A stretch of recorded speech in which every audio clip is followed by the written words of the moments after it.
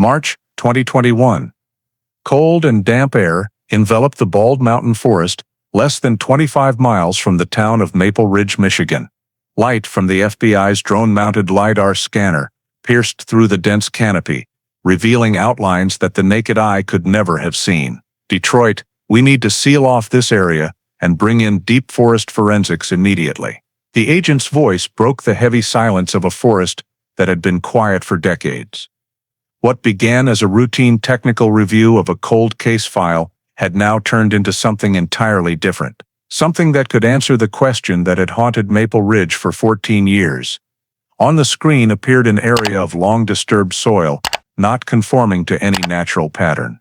And it all pointed to a name this town had never forgotten: Lauren Havel. She vanished after her 911 shift on a late March night in 2007, driving her silver Toyota Highlander out of the parking lot and disappearing into the darkness. For more than a decade, Lauren's disappearance existed only as unanswered questions. A devoted woman who lived by a regular schedule, suddenly gone without a trace.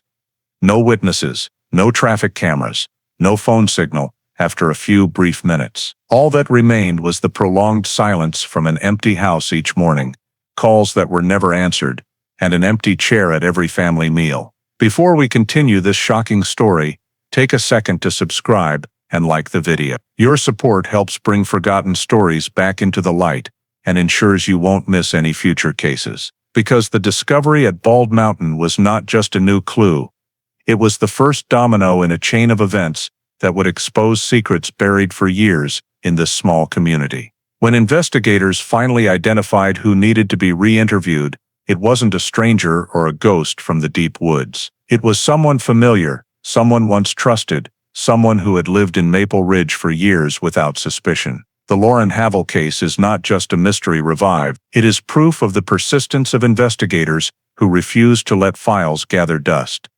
of families who never give up hope, and of modern forensic science that has given voice to those silenced for too long. It is also the story of a divided community. When Lauren disappeared in 2007, suspicion spread as quickly as the late winter chill. Neighbors eyed each other warily, relationships fractured in silence. Maple Ridge revealed cracks never seen before, and those cracks would tear wide open as the truth gradually surfaced after 14 years. What makes this case most haunting is that the answer was never too far away. The prime suspect had been interviewed in the early days of the investigation, then cleared due to lack of evidence. For years, that person continued attending memorials, remained part of the community, and maintained a normal appearance, while the truth lay silent beneath the cold soil of Bald Mountain. Where are you watching from today? Drop your location in the comments below. Tonight, we will go back to that late March night in 2007, trace every step of the search that lasted more than a decade, and get closer to the stunning turning point that completely changed the fate of one of Michigan's most mysterious cold cases. This is a story of loss, persistence, concealment, and justice delayed, but never gone. Late March 2007, the town of Maple Ridge in Michigan lay still amid the lingering cold of late winter. Thin veils of mist clinging to the asphalt roads, still damp from melting snow, making every movement in the small town feel one beat slower than usual. Night fell early, the sky covered in a thick gray layer, and wind from the northern pine forests carried moisture that lightly whipped the faces of anyone still out on the streets. In that setting, Lauren Havel finished her evening shift at the 911 Center, where the last fluorescent lights still flickered behind frosted glass. She stepped out the side door of the building, arms wrapped tightly around herself to ward off the cold gust blowing down the hallway, then walked across the concrete courtyard to the parking lot. At the end of a shift, the parking lot was always empty. Only a few scattered cars reflected the faint yellow glow from the lone pole light in the middle of the lot. Lauren approached her Toyota Highlander, opened the door, the interior light flashed on and then off as she settled into the driver's seat. The engine started, the low, steady rumble blending into the dead silence of a Maple Ridge night. A late-leaving colleague happened to catch the glow of Lauren's headlights through the mist, slowly backing up before the vehicle turned onto the road heading south. That was the last clear image anyone had of Lauren. A moment so ordinary that no one thought it would become the most critical timestamp for the entire community later on. The night passed unnoticed, and the next morning, the silence began to feel unusual. Lauren did not return home, did not show up for her morning shift, and did not respond to any calls or messages. Her phone kept going straight to unreachable, causing her family to grow anxious. They checked the house again, opened the garage, walked around the neighborhood, and called Lauren's closest friends, but no one had any information. A few neighbors said they hadn't heard her car return that night. Colleagues confirmed Lauren did not appear for her morning shift as usual. The sense of something wrong spread quickly as every familiar contact led to a dead end. The family continued searching places Lauren habitually visited, but every effort only led to an inexplicable emptiness. By noon, worry turned into palpable tension as they faced the reality that Lauren had completely vanished from her daily routine. After hours of trying to reach her, searching, and rechecking every possibility, the family made the decision they could no longer delay. They called the Kent County Sheriff's Office and reported that Lauren Havel was missing. When Lauren's missing person report reached the Kent County Sheriff's Office, the duty desk logged it as a case requiring immediate response because the period of no contact had already exceeded the normal threshold for a stable, scheduled adult. Investigator Neil Porter was assigned to Lauren's home to conduct an initial on-site inspection, a procedure to determine whether the victim had voluntarily left the residence or if any unusual signs had occurred before the disappearance. When Porter arrived, the house sat quietly in the sparsely populated neighborhood, with no activity indicating anyone had come or gone the previous night. He surveyed the surroundings before approaching the front door. Everything was intact. No windows open or scratches on the locks. The family waited in tense anticipation, but Porter still followed protocol, starting with checking all entry points, the front porch, back porch, and the area around the garage. No signs of struggle, doors not forced, locks showing no tampering, and the brick walkway to the backyard free of unfamiliar footprints or abandoned items. Inside the house, Porter noted the condition was no different from a normal evening, belongings in their places, kitchen counter showing no signs of breakfast preparation, and living room undisturbed. Most notable was Lauren's bedroom.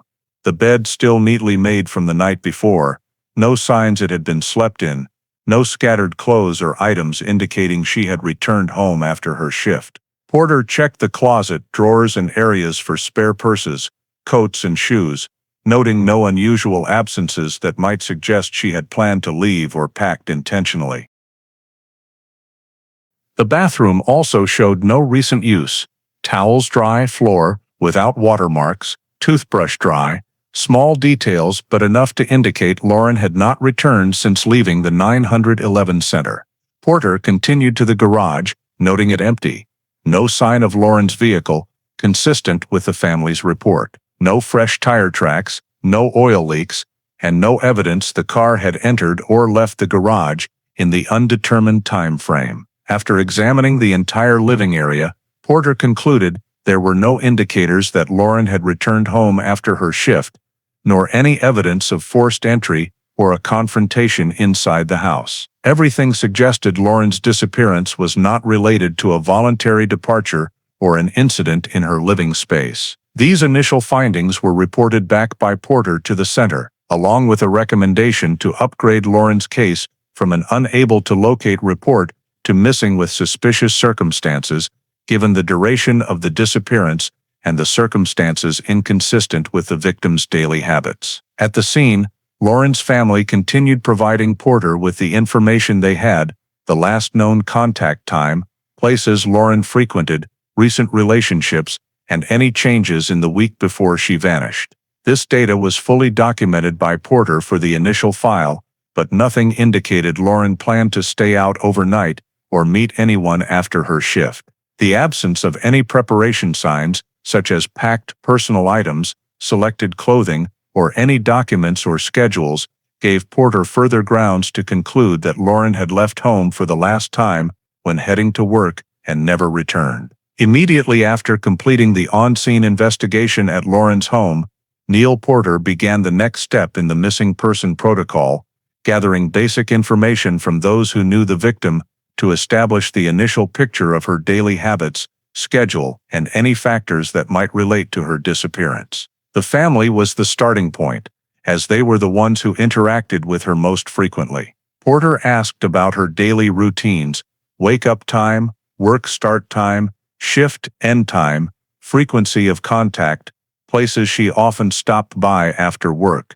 whether Lauren frequently went out in the evenings, and if she had mentioned any recent changes in her routine. The family stated that Lauren had a regular lifestyle that had hardly changed in years: fixed shift work, returning home at familiar times, simple meals, and spending weekends with family or resting at home. No one in the family knew of any plans for Lauren to travel, stay overnight elsewhere, or meet a stranger after her evening shift the previous night. She did not have a habit of notifying the family if she was running late, but she also never disappeared overnight without contacting them. They also reported no signs of distress in her mood or behavior in the days leading up to the disappearance. Porter continued by asking about Lauren's short-term plans, including her work schedule for the week, personal appointments, family obligations, or specific responsibilities. The family confirmed that Lauren intended to go to work as usual the next morning and had no activities outside her normal routine. There was no preparation for a trip, no packing of belongings, and no changes in her life that would prompt her to temporarily leave Maple Ridge. Based on these responses, Porter noted that the disappearance did not align with Lauren's personality or long-established lifestyle. Continuing the protocol, Porter turned his attention to Lauren's co-workers at the 911 Center, as they were the last to have direct contact with her before she left her shift. He gathered information from those who worked the evening shift with her, focusing on work attitude, level of focus, potential workplace conflicts, health condition, and any unusual behavior before she left the parking lot. The co-workers unanimously agreed that throughout the shift, Lauren worked normally. Her voice steady when taking calls, showing no signs of stress or distraction. No one recalled her mentioning plans for after work, nor did anyone see her meet or speak with a stranger before leaving the center. One coworker noted that Lauren finished her end-of-shift notes, then stood up to prepare to leave as usual, with no signs of haste or nervousness. In the final few minutes before departing, she simply gathered her personal items and exited the work area via the usual route. Porter recorded all this information, noting the consistent stability in Lauren's behavior prior to leaving the shift, as it reinforced the assessment that she did not depart under duress or with alternative plans. From the co-workers' statements, Porter established the last confirmed time Lauren was at the 911 Center and verified that no one saw her on the way out of the parking lot, except one person who happened to glance in her direction from a door. From there, Porter began reconstructing the key timeline. Lauren completed her shift, left the work area in her personal vehicle, was last seen when her car exited the parking lot, and disappeared afterward.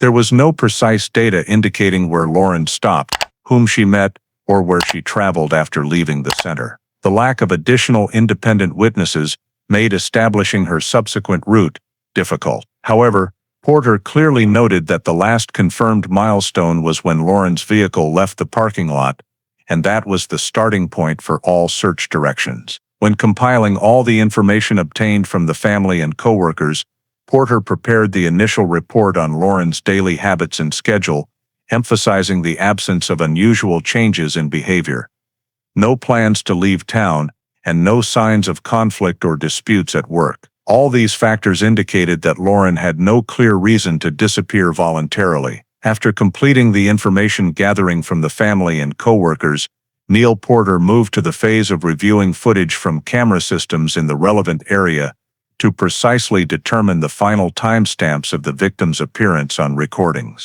The first step was to check all cameras at the 911 Center, including those at the back door leading to the parking lot, hallway surveillance cameras, and those covering the rear yard where employees typically walk to their vehicles. The recording showed Lauren leaving the work area via the familiar route, opening the main door, and crossing the yard alone. As she approached the parking lot, camera footage captured her movement for a few seconds before getting into her car, followed by the vehicle turning on its lights and exiting the lot. This time frame was marked by Porter as the last timestamp with clear data, confirming Lauren's presence at the 911 center. Next, Porter expanded the review to traffic cameras near the center. Maple Ridge had few municipal cameras, and the town's video storage system maintained only average quality, making it difficult to extract sharp details. Porter reviewed recordings from intersections along the road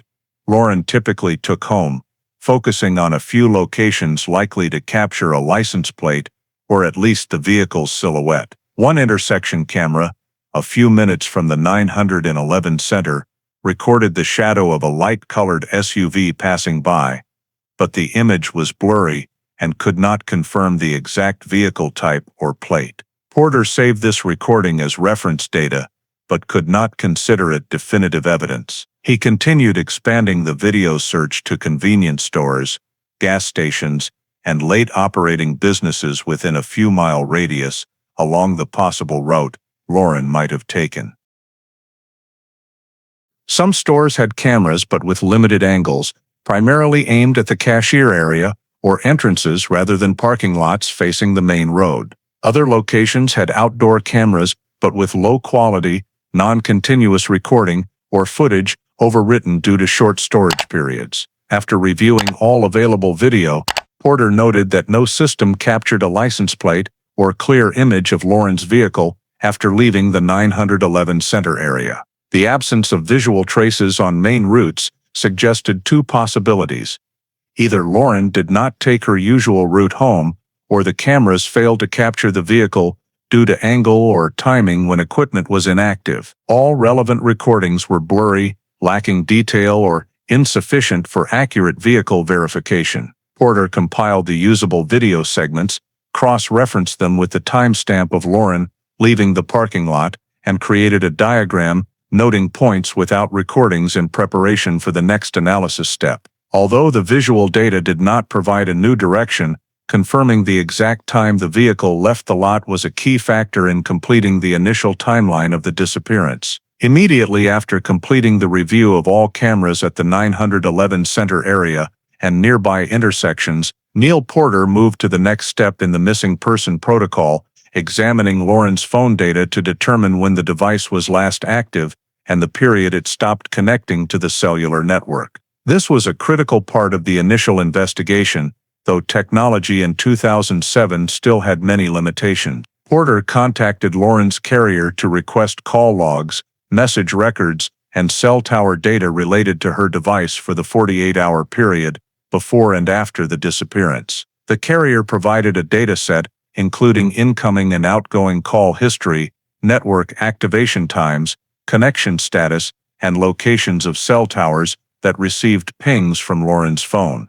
Porter focused on the period immediately after Lauren left the 911 center to determine if the phone continued to be used. The call log showed that Lauren made no calls after ending her shift and received no calls except for several missed calls the next morning from family members. Those calls went straight to voicemail, indicating the phone was not available. Reviewing the message log, Porter noted that on the night of the disappearance, Lauren neither sent nor received any messages. This aligned with coworkers' descriptions that she left the center right after completing her shift, without lingering to chat or use her phone in the parking lot.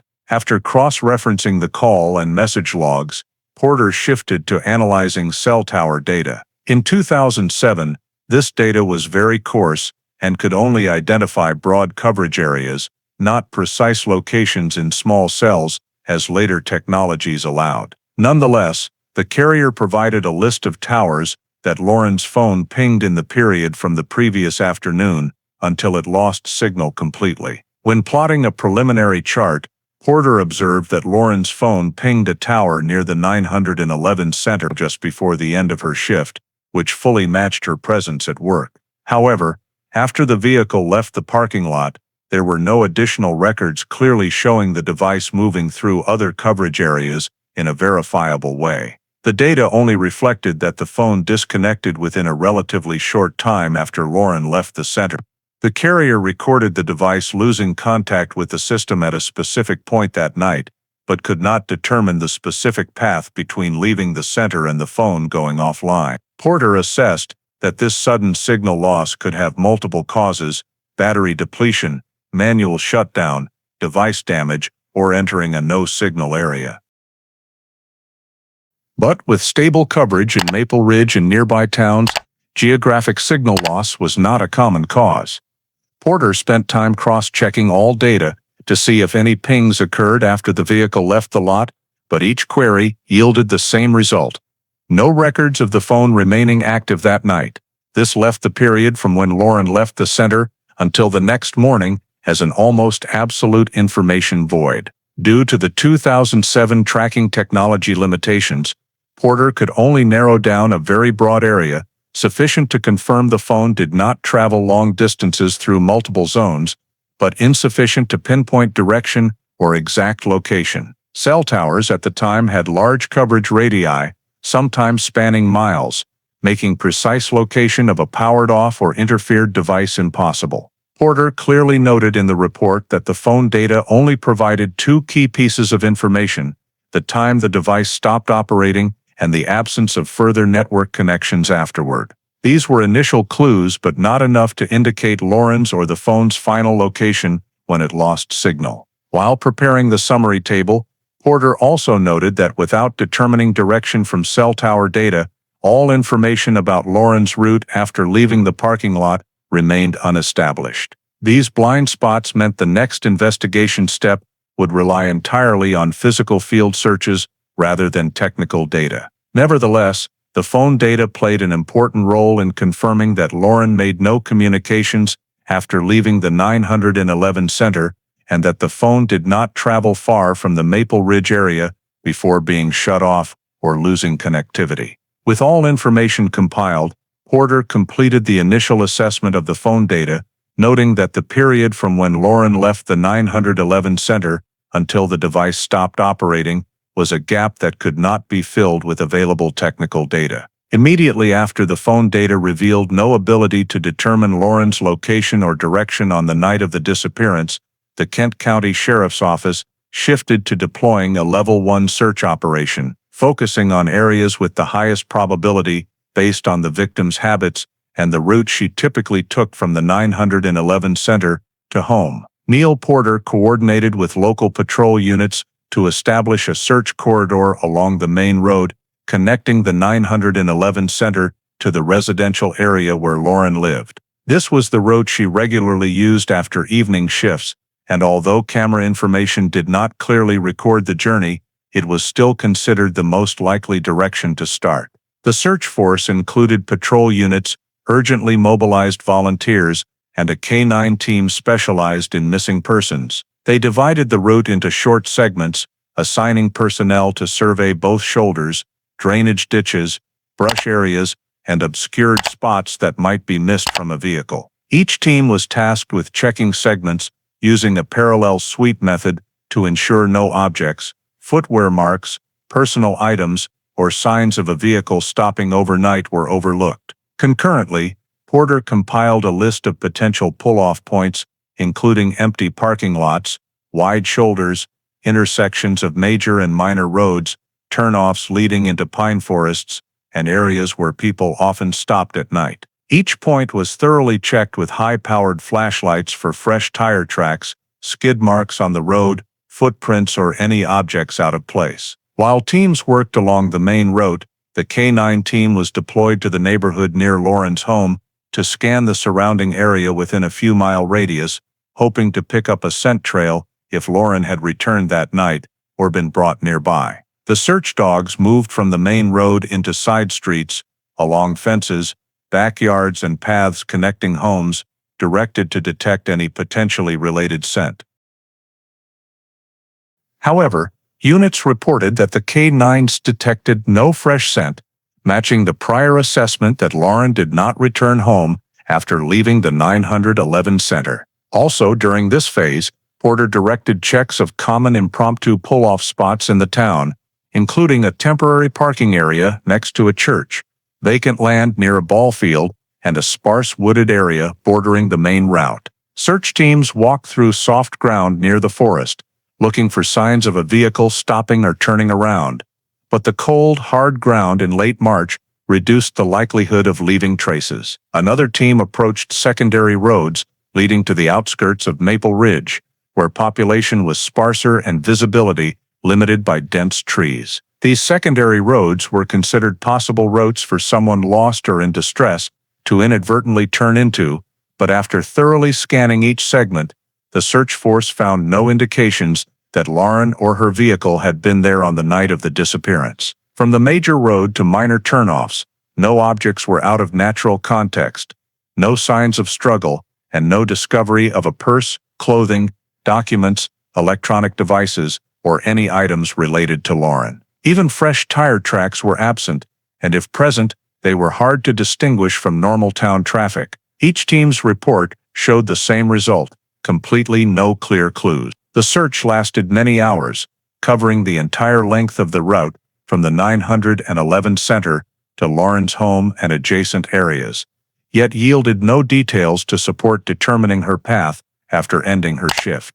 This turned the familiar route, previously considered the highest probability, into another data-void segment of the journey, similar to the period when Lauren's phone suddenly stopped operating. Porter recorded all results, mapped the searched areas, and prepared to reevaluate the approach. The Level 1 search concluded with no trace detected, no physical evidence recovered, and no indicators to narrow the investigation scope. What remained was a familiar route, but entirely devoid of clues, making the process of determining Lauren's final location continue to face difficulties. While the results from the initial Level 1 search did not yield any clear clues about Lauren's direction of travel or final location, a completely unexpected development occurred the next day and immediately shifted the focus of the investigation.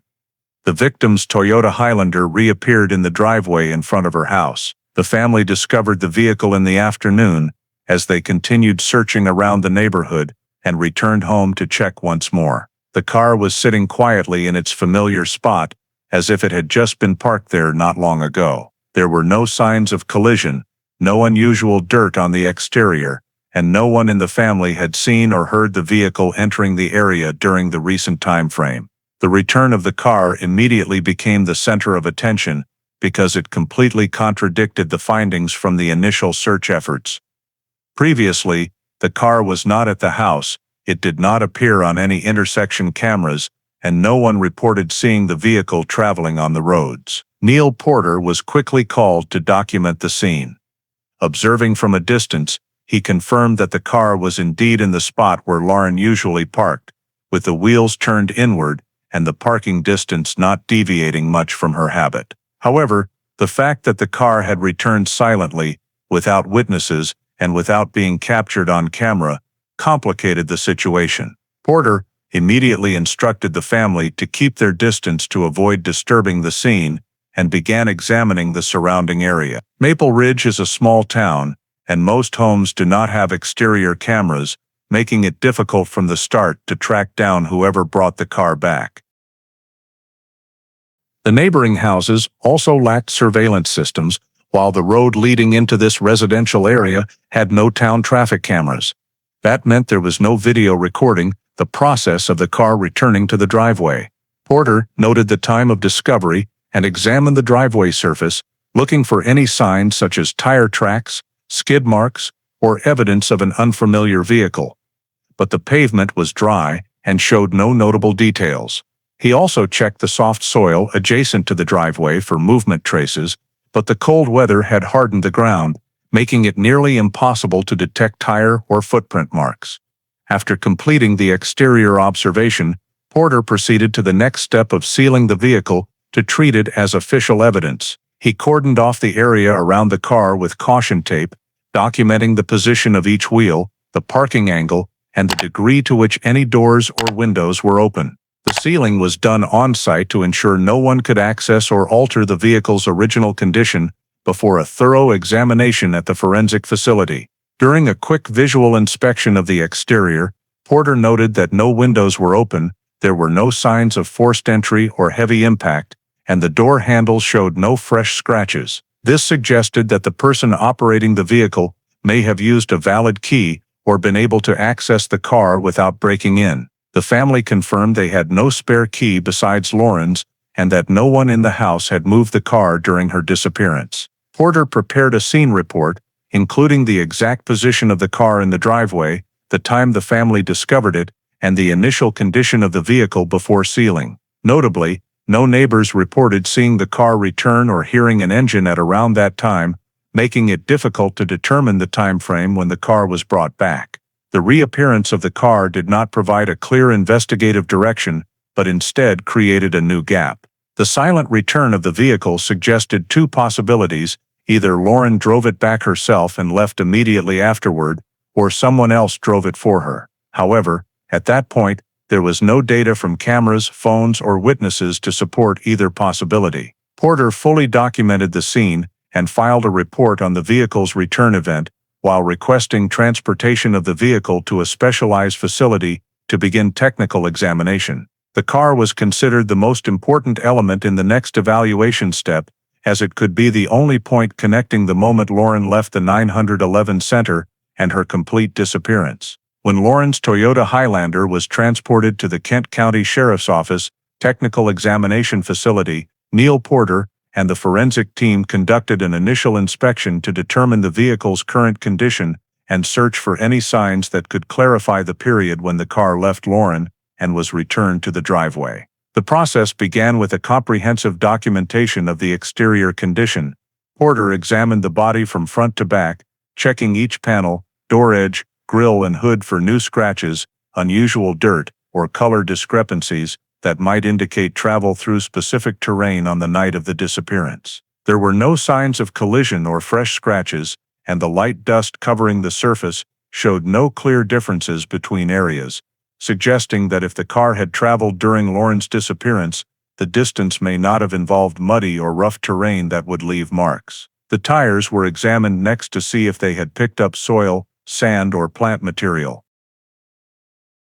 Porter noted that the tires had no significant buildup, the tread was in normal condition, and there was no adhesion of foreign environmental material, further complicating efforts to trace the vehicle's journey. After completing the exterior, the team moved to the interior. The doors were opened under sealed conditions, and Porter and the forensic technician documented the seat layout, backrest tilt, steering wheel position, and driver's seat distance from the pedals. Prior information from the family indicated that Lauren habitually set the driver's seat quite close to suit her height, but the current seat position was noted as pushed farther back than usual. This was not direct evidence, but a referential observation, as there was no way to confirm whether the last driver had adjusted the seat, though Porter still recorded it because it differed from the initial description of the victim's driving habits. The steering wheel and dashboard showed no signs of heavy impact. Light switches, gear shift, and adjustment buttons were in common positions that a driver might leave after a normal trip.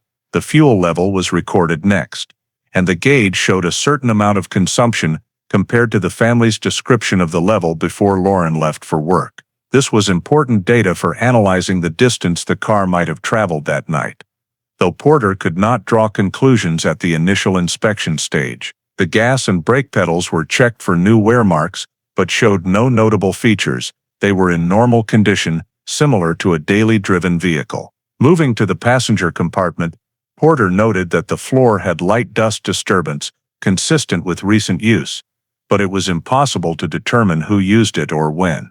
The front passenger and rear seats had no unfamiliar items, no forgotten belongings, and no signs of heavy disturbance. Some personal items that Lauren typically carried to work were not present in the car, even though the family confirmed she usually kept them in her bag or center console. These items were not mentioned in the initial missing person report, so their absence was recorded independently as a potentially important detail later. In the driver's side storage area, there were no torn papers, no signs of rummaging or loss. The trunk was also opened for inspection, containing only basic items like an old jacket, a first aid kit, and long-term stored belongings. There were no bloodstains, no signs of sharp or hard object impacts anywhere in the interior. The trunk floor was not dented or bent, indicating no unusually heavy objects had been placed there recently. Technicians also used blue light to scan for biological traces or dried fluids,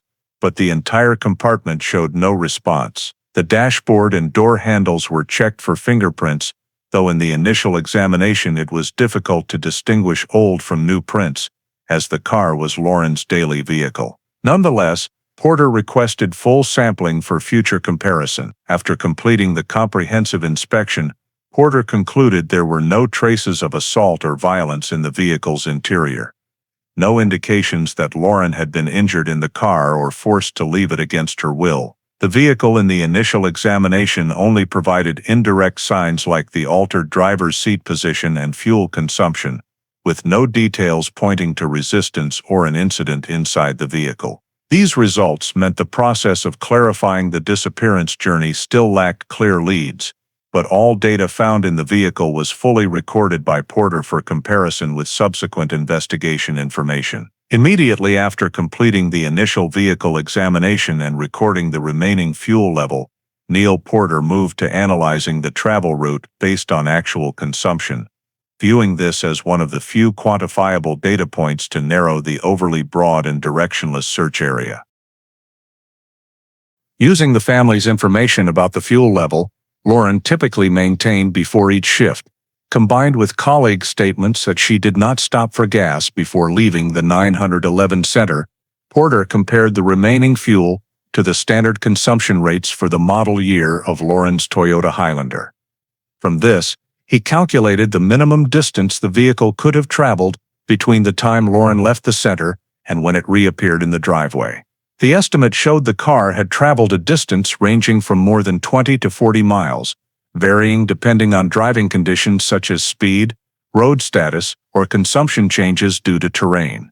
Though only a reference point, it was sufficient to confirm that the vehicle's journey on the night of the disappearance extended beyond the town limits of Maple Ridge, not confined within the residential area. Porter marked 3 potential directions based on this travel range.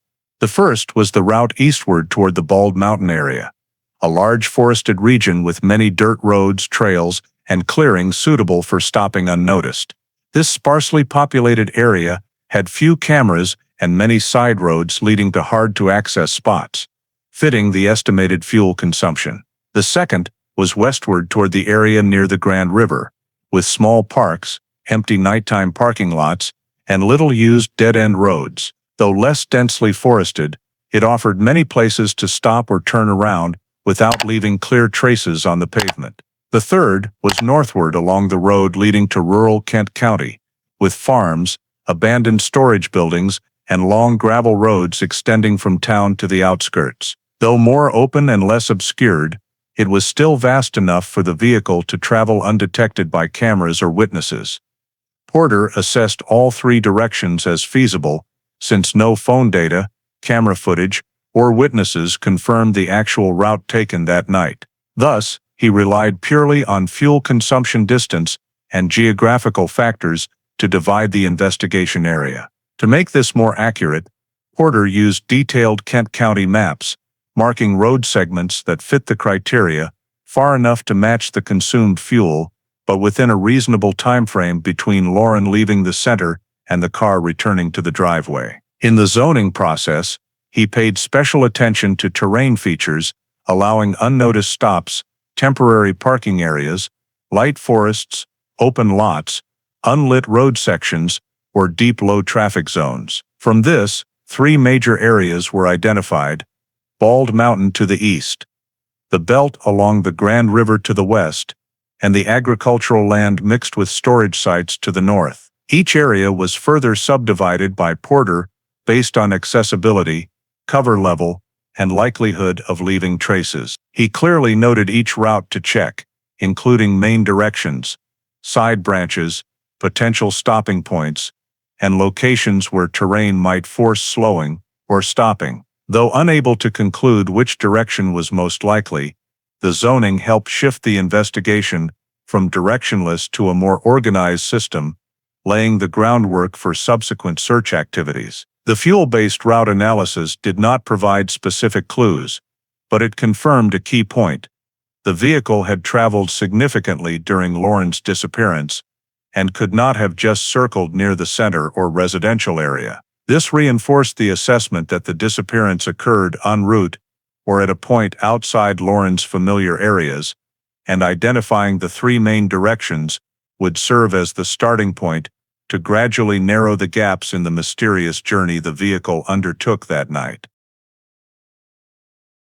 Immediately after completing the vehicle route analysis based on fuel consumption and zoning the three potential directions, Neil Porter moved to the next investigative step, interviewing Mark Ryden, Lauren's husband, the person with the closest relationship and the only one likely to know her personal schedule or emotional state in the days before the disappearance. Since Mark had house and car keys and was the first person the family contacted when Lauren could not be found, Porter needed to accurately record his statement, cross-reference it with the established timeline, and assess whether Mark could provide an alibi. In the first session, Mark stated that he was home the entire evening of Lauren's disappearance. He said that after Lauren left for work that afternoon, they had no notable contact, and he spent most of the time at home watching television before going to bed. According to Mark, he did not leave the house that night and met no one outside the family that afternoon.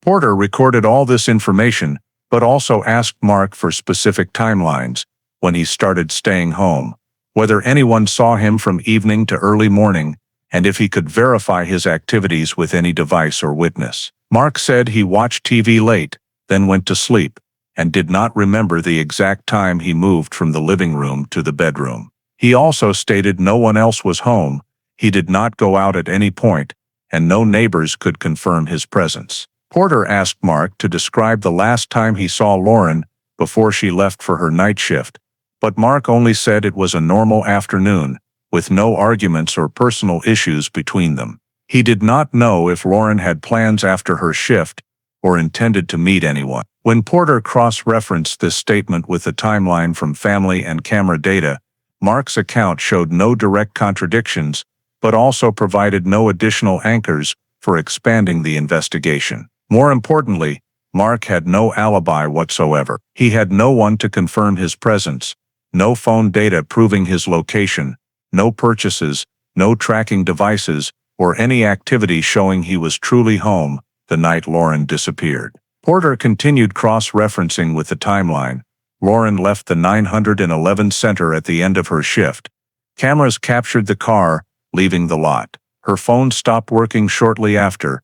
The car was found back in the driveway the next day. None of these events suggested Mark's direct involvement, but the lack of alibi made him someone to monitor. While Mark insisted he stayed home, Porter noted in the file that this statement could not be verified. Upon further analysis, Porter observed that the time frame when Lauren's trail went cold overlapped entirely with the period Mark claimed to be inside the house. This overlap was not enough to raise specific suspicion, but sufficient to flag it as a gap to watch. Porter also noted that Mark did not appear overly anxious during the session, but he could not use this as an indicator of truthfulness or deception, as people react differently in crises. The only key conclusion Porter could draw from the interview was Mark could only provide his own word to prove he was home, with no objective evidence supporting it. His statement aligned with the timeline regarding not seeing Lauren after her shift, but it proved nothing about what happened that night. Porter asked about Mark's familiarity with areas around Maple Ridge, especially those in the three potential directions identified from fuel analysis, but Mark responded vaguely that he knew the town and surrounding areas like any resident would. He provided no information indicating he had been in any of those areas the night Lauren disappeared. There were no clear contradictions in his statement, but also no points helping narrow the investigation. When Porter asked if Mark noticed anything unusual about the car when it was discovered back in the driveway, Mark said he noticed nothing beyond its return. This matched the family's account, but added no further information. Porter noted in the file that Mark did not seem surprised by the car's return, but since this was a subjective observation, it could not be used for evaluation. The entire first interview concluded without generating content strong enough to expand into criminal suspicion, as there were no signs of struggle in the victim's home, no physical evidence in the car, no conflicting witness statements, and no data tying Mark to any specific area in the 3 potential travel directions. In the internal report, Porter clearly stated that Mark lacked an alibi, but this was not sufficient to place him in the primary suspect category, or to narrow the search area, or change investigative direction. This interview only confirmed one reality.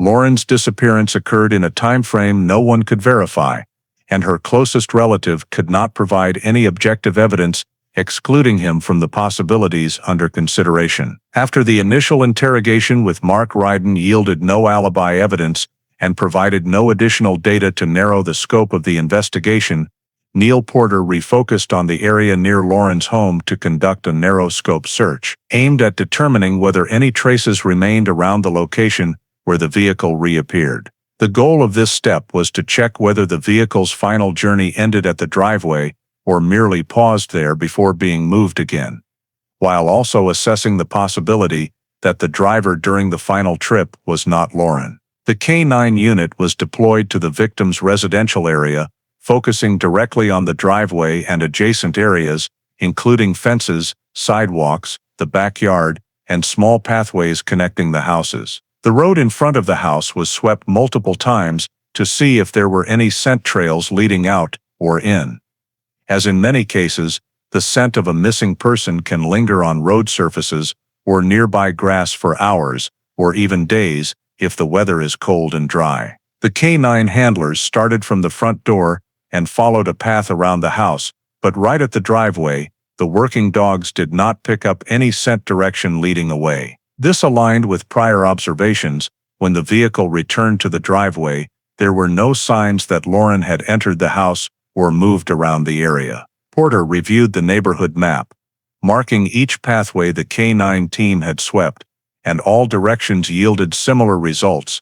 The scent trail stopped at the driveway, without continuing to the curb, extending to neighboring houses, or leading to the victim's usual travel routes. To ensure accuracy, the K9 team conducted an additional expanded check, moving along the road in front of the house within a range of several hundred meters, examining places where the vehicle might have stopped abruptly or where a person could have exited. However, the results remained unchanged, highlighting a significant conclusion.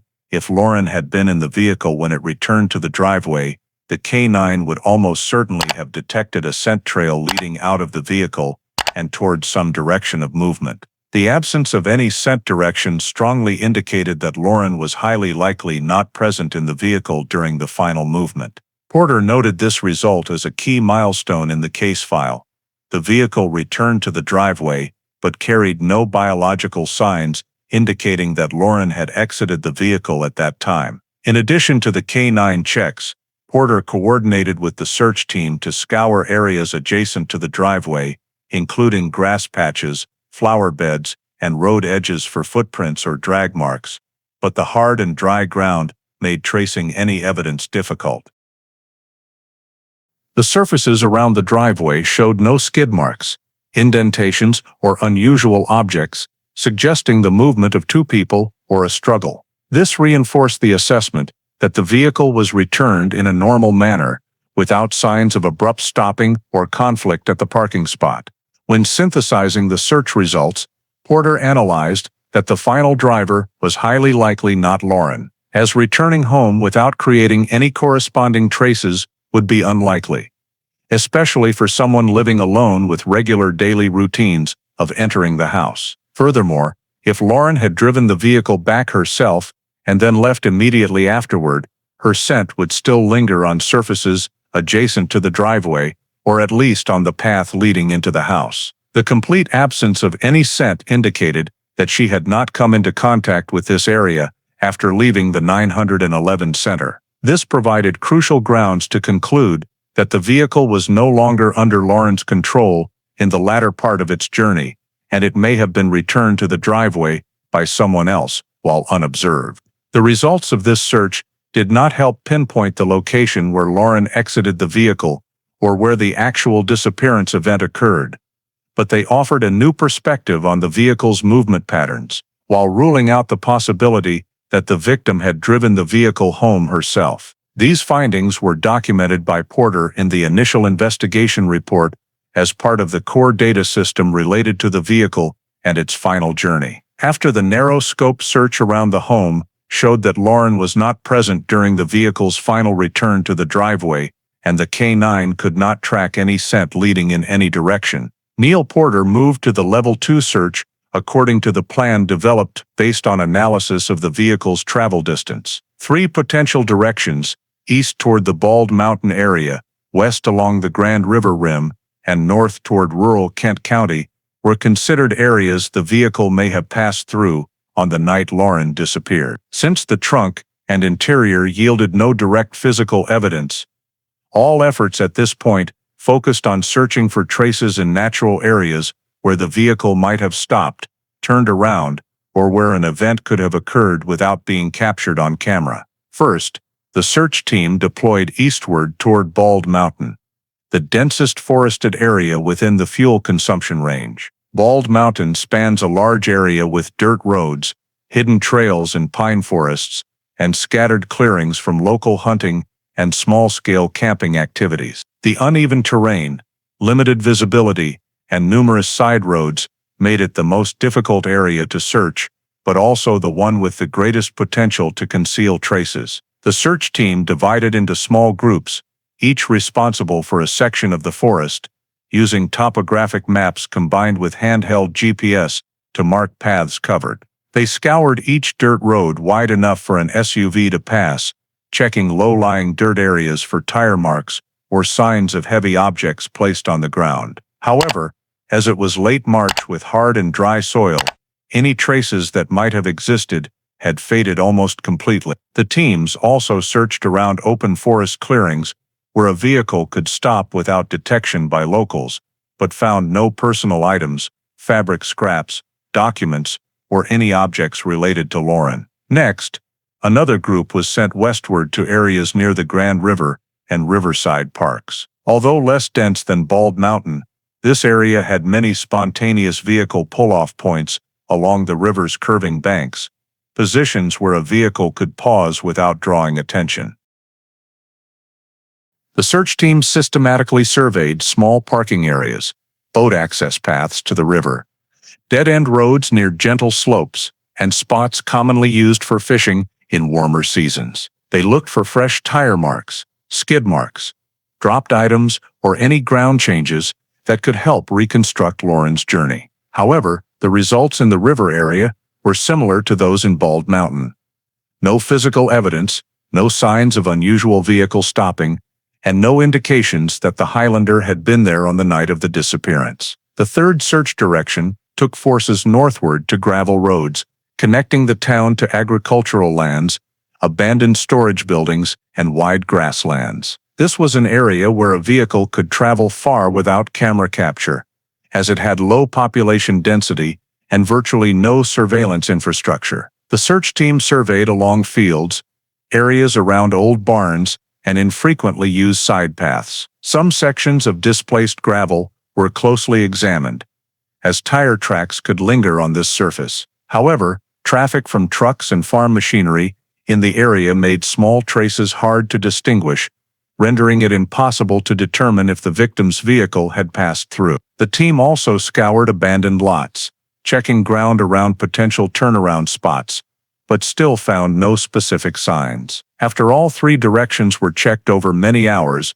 the results showed no physical evidence, no personal items, no signs of assault, no vehicle debris, and no indications that the vehicle had stopped at any specific point in the 3 directions. The teams noted only animal footprints, indistinguishable old tire marks, and unrelated scattered traces in the area. Porter compiled reports from all groups, cross-referencing the covered scope with the previously mapped 3 directions. The Level 2 search concluded, without discovering any signs pointing to Lauren's presence, or proving the Highlander had stopped at any specific point.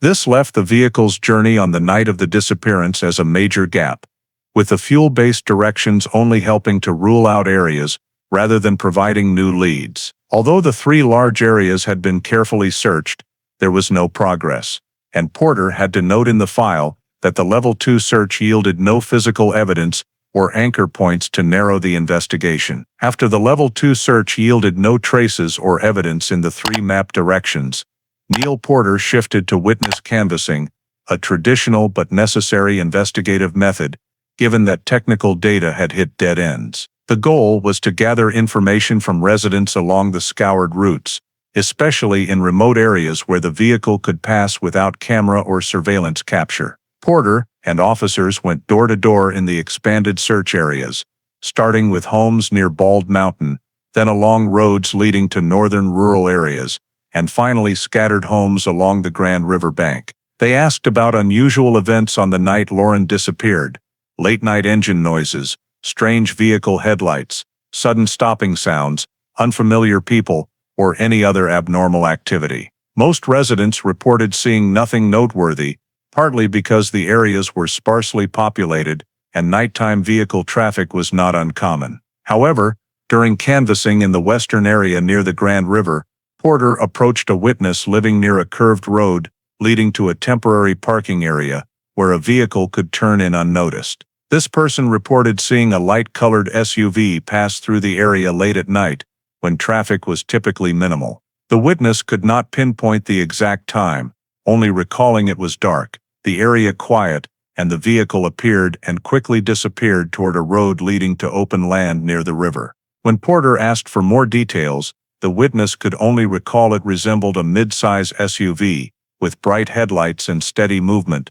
no signs of excessive speed or hard braking.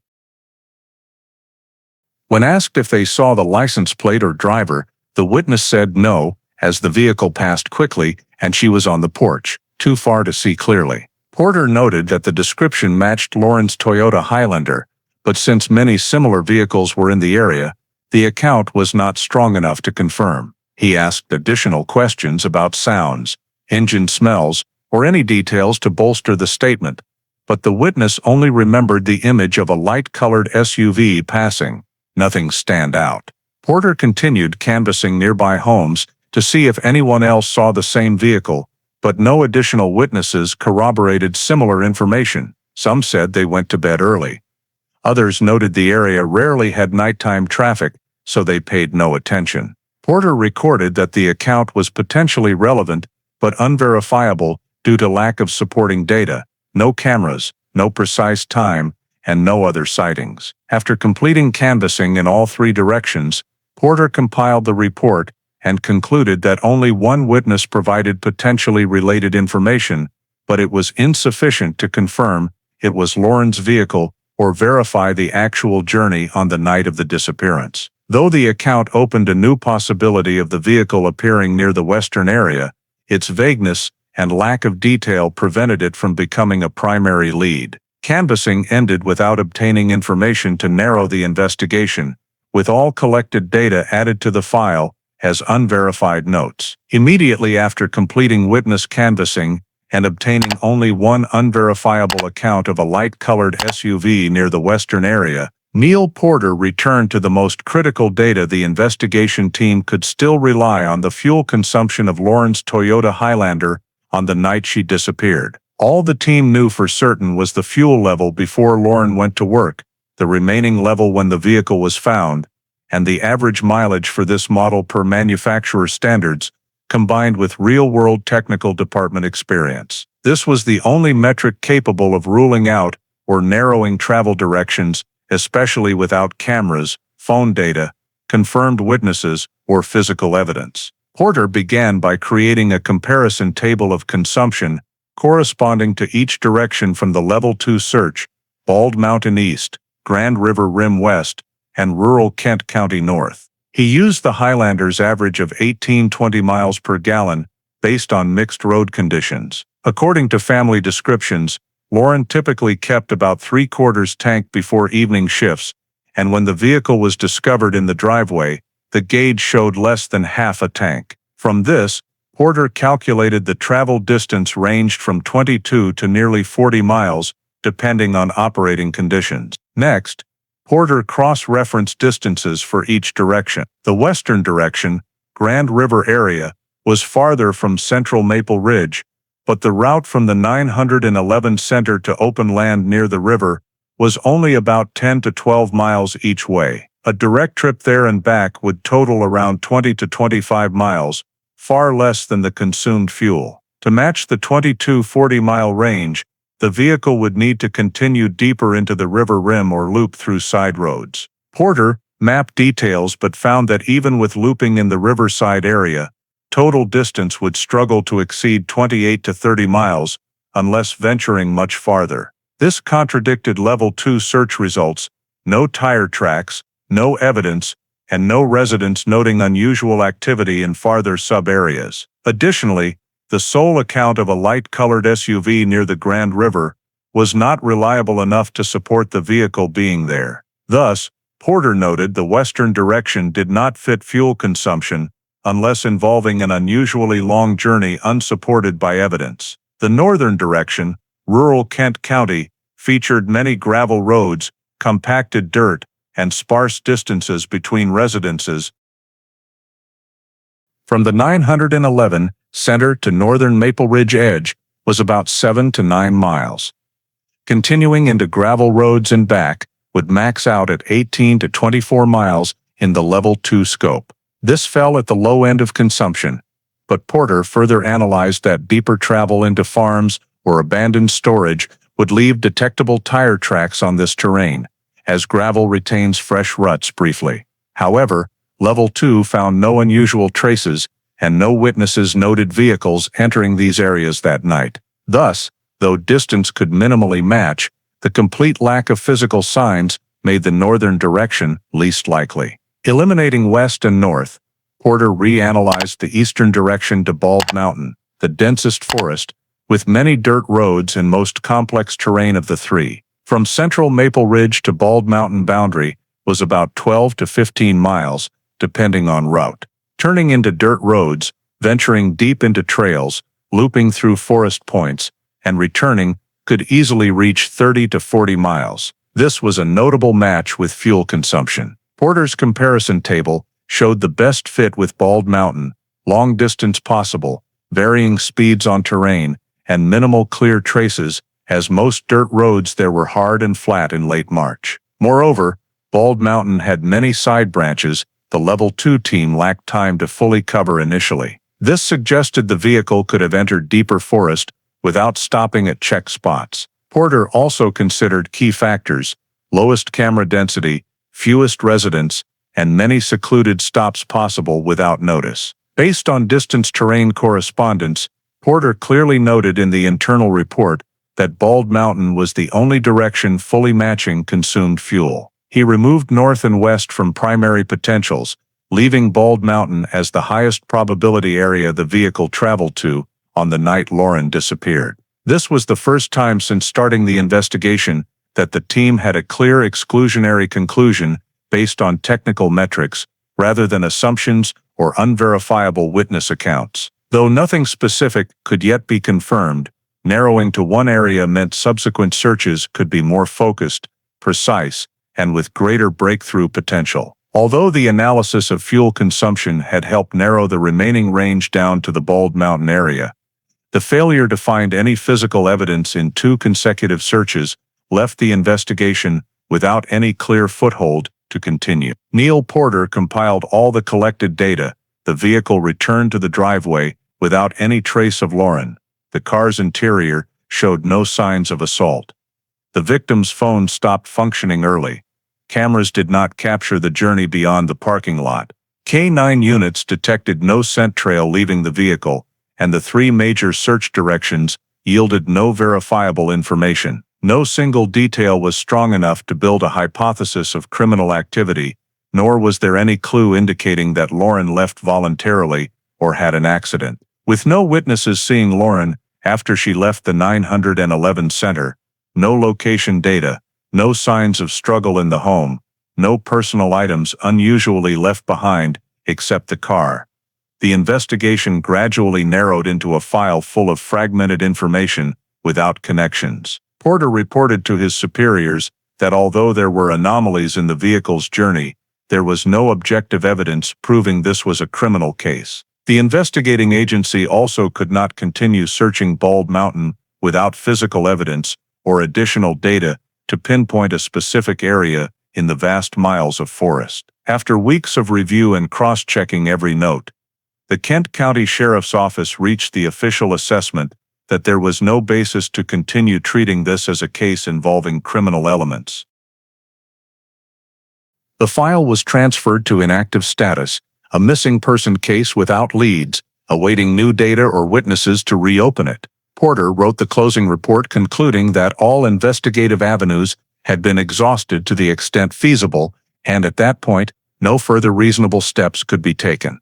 The file was archived in Kent County's cold files storage, marking the halt of the entire search process, while the cause of Lauren's disappearance remained completely unexplained. In the 2008-2010 period, even though Lauren's file had been moved to inactive status, the Kent County Sheriff's Office still made some sporadic efforts to seek additional data from sources that could potentially provide a technical breakthrough, particularly the victim's cell phone. The device had been seized in the early days and stored according to standard evidence procedures, but since advanced phone unlocking technology did not exist in 2007, the technical unit at the time could only extract basic call logs and connection information from the carrier. Direct data inside the phone, messages, notes, calendar, cached location information, was completely inaccessible because the phone was protected by a 4-digit passcode that no one in the family knew. As mobile forensics technology began to improve after 2008, the agency sent the phone to a collaborating lab in Michigan to attempt unlocking with new generation decoding software. However, because it was an older model phone using a firmware security protocol with limited support, the software could not bypass the system encryption. Forensic technicians then tried offline brute force methods, but the device's protection mechanism would erase all memory if the passcode was entered incorrectly too many times. Therefore, all unlocking attempts were forced to stop to avoid the risk of destroying the only remaining data inside. In reports sent back to the Kent County Sheriff's Office during 2009-2010, the experts all reached the same conclusion: the internal memory could not be accessed without the correct passcode or by directly extracting the chip, a technique that was still too risky at the time due to the high likelihood of damaging the circuit board, resulting in permanent data loss. Nevertheless, the agency continued periodic rechecks of carrier data because some providers were beginning to retain backups longer. But since Lauren's phone stopped functioning right from the night she disappeared, all subsequent records matched the initial data: unchanged call logs, no additional sent or received messages, no new cell tower pings. There was no indication that the phone had been turned on, restarted, or reconnected to the network after the disappearance. This kept the hypothesis that the phone was manually turned off or destroyed afterward valid, but no technical evidence proved it. In some internal files, Porter also noted that in 2010 he contacted 2 private labs after new forensic tools emerged, but both responded that they could not unlock such an old device without removing the chip, and chip extraction at that stage was still outside safe parameters. All attempts yielded no results. Finally, after 3 years of continuous re-examination within the technical capabilities of the time, the official conclusion was entered into the file: no new data emerged from the phone, internal memory could not be accessed, and no information beyond the basic 2007 logs could be recovered or expanded.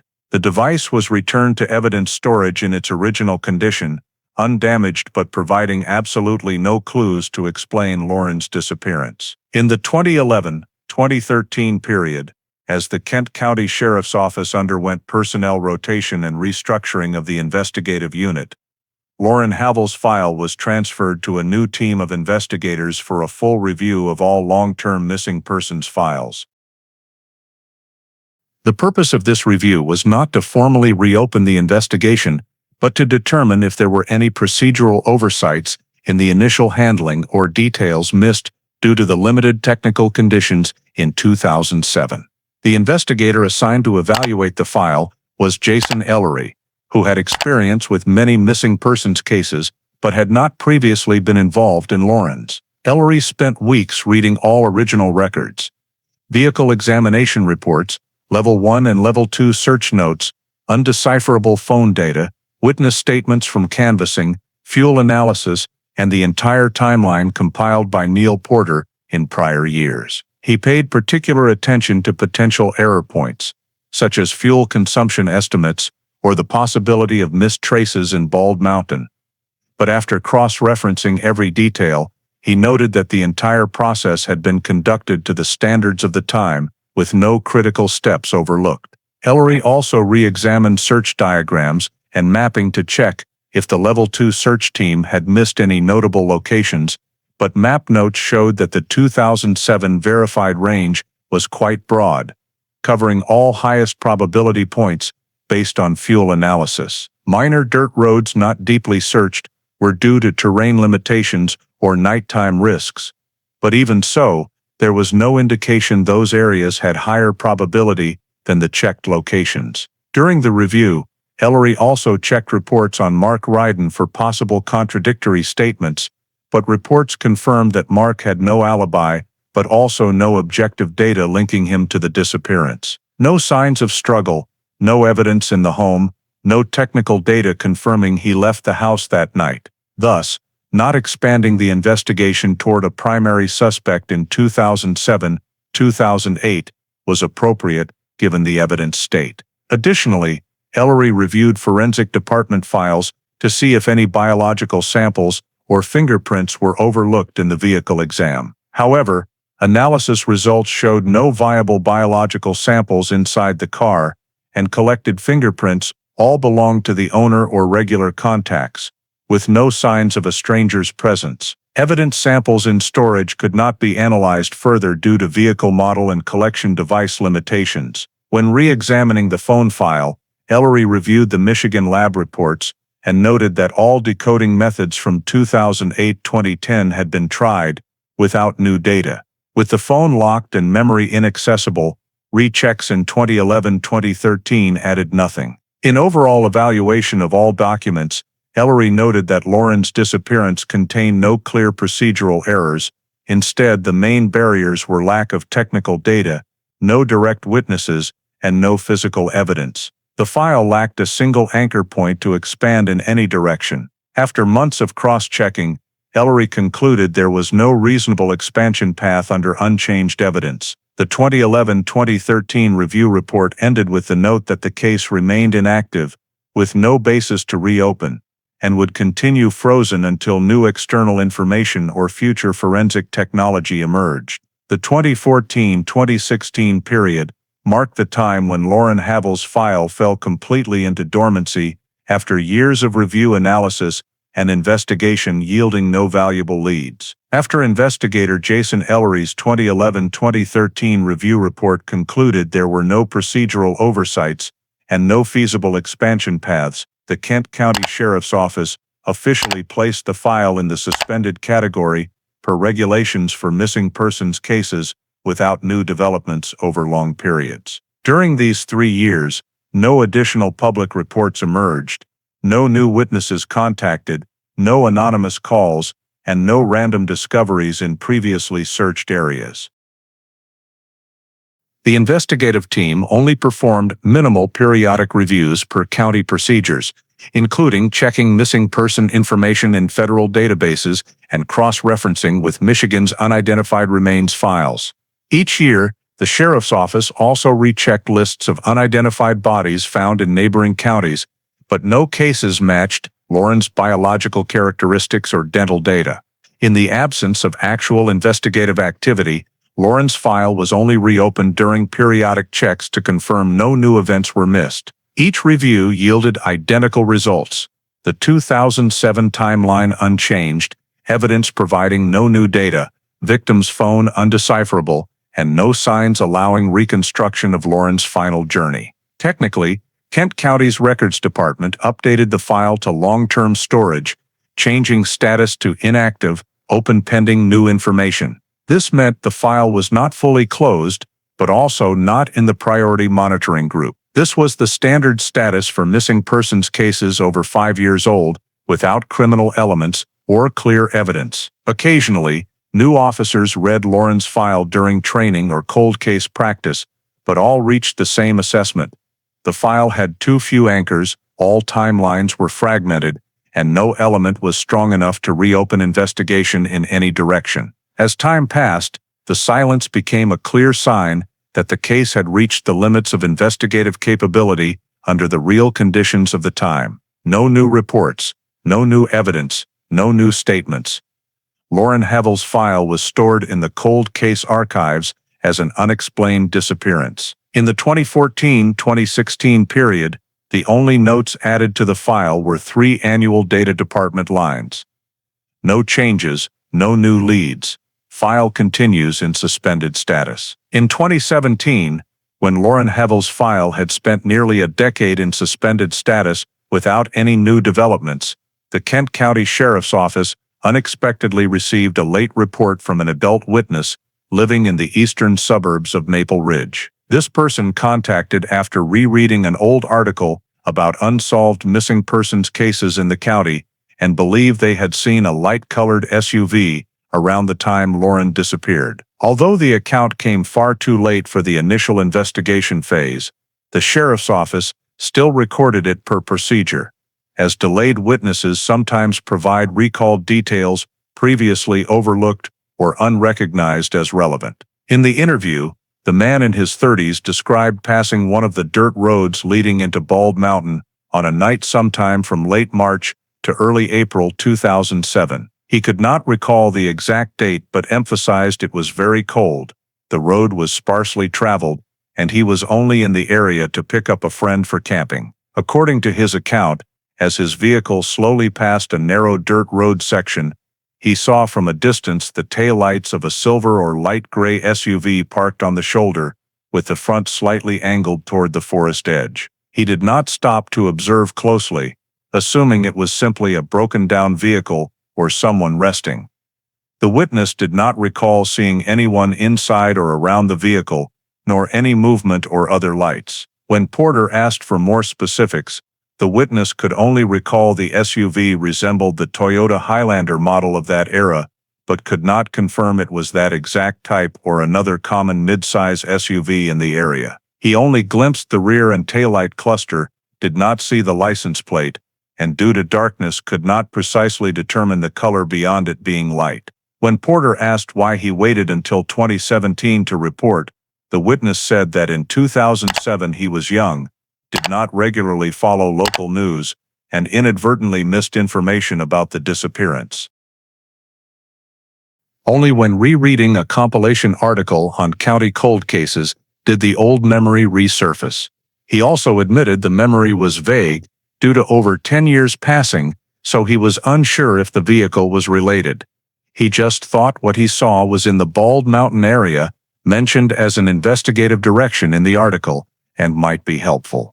Porter asked for the exact location where he saw the SUV, and the witness pointed on a map to a dirt road section deep in Bald Mountain, on a side branch that the 2007 Level 2 search team had not thoroughly checked due to difficult access and overlapping small paths. This location fell within the maximum fuel consumption radius Porter had calculated that year, making the account more noteworthy than other received information. However, as Porter continued verifying the account's authenticity, limitations emerged immediately. The witness could not recall the exact date, time, weather beyond cold, whether there was snow or fog, or other nearby vehicles. He also could not recall the precise distance to the vehicle when passing, nor how the headlights were directed into the forest or disappeared. No photos, no plate, no driver description, no sounds or other activity beyond faint taillights in the dark.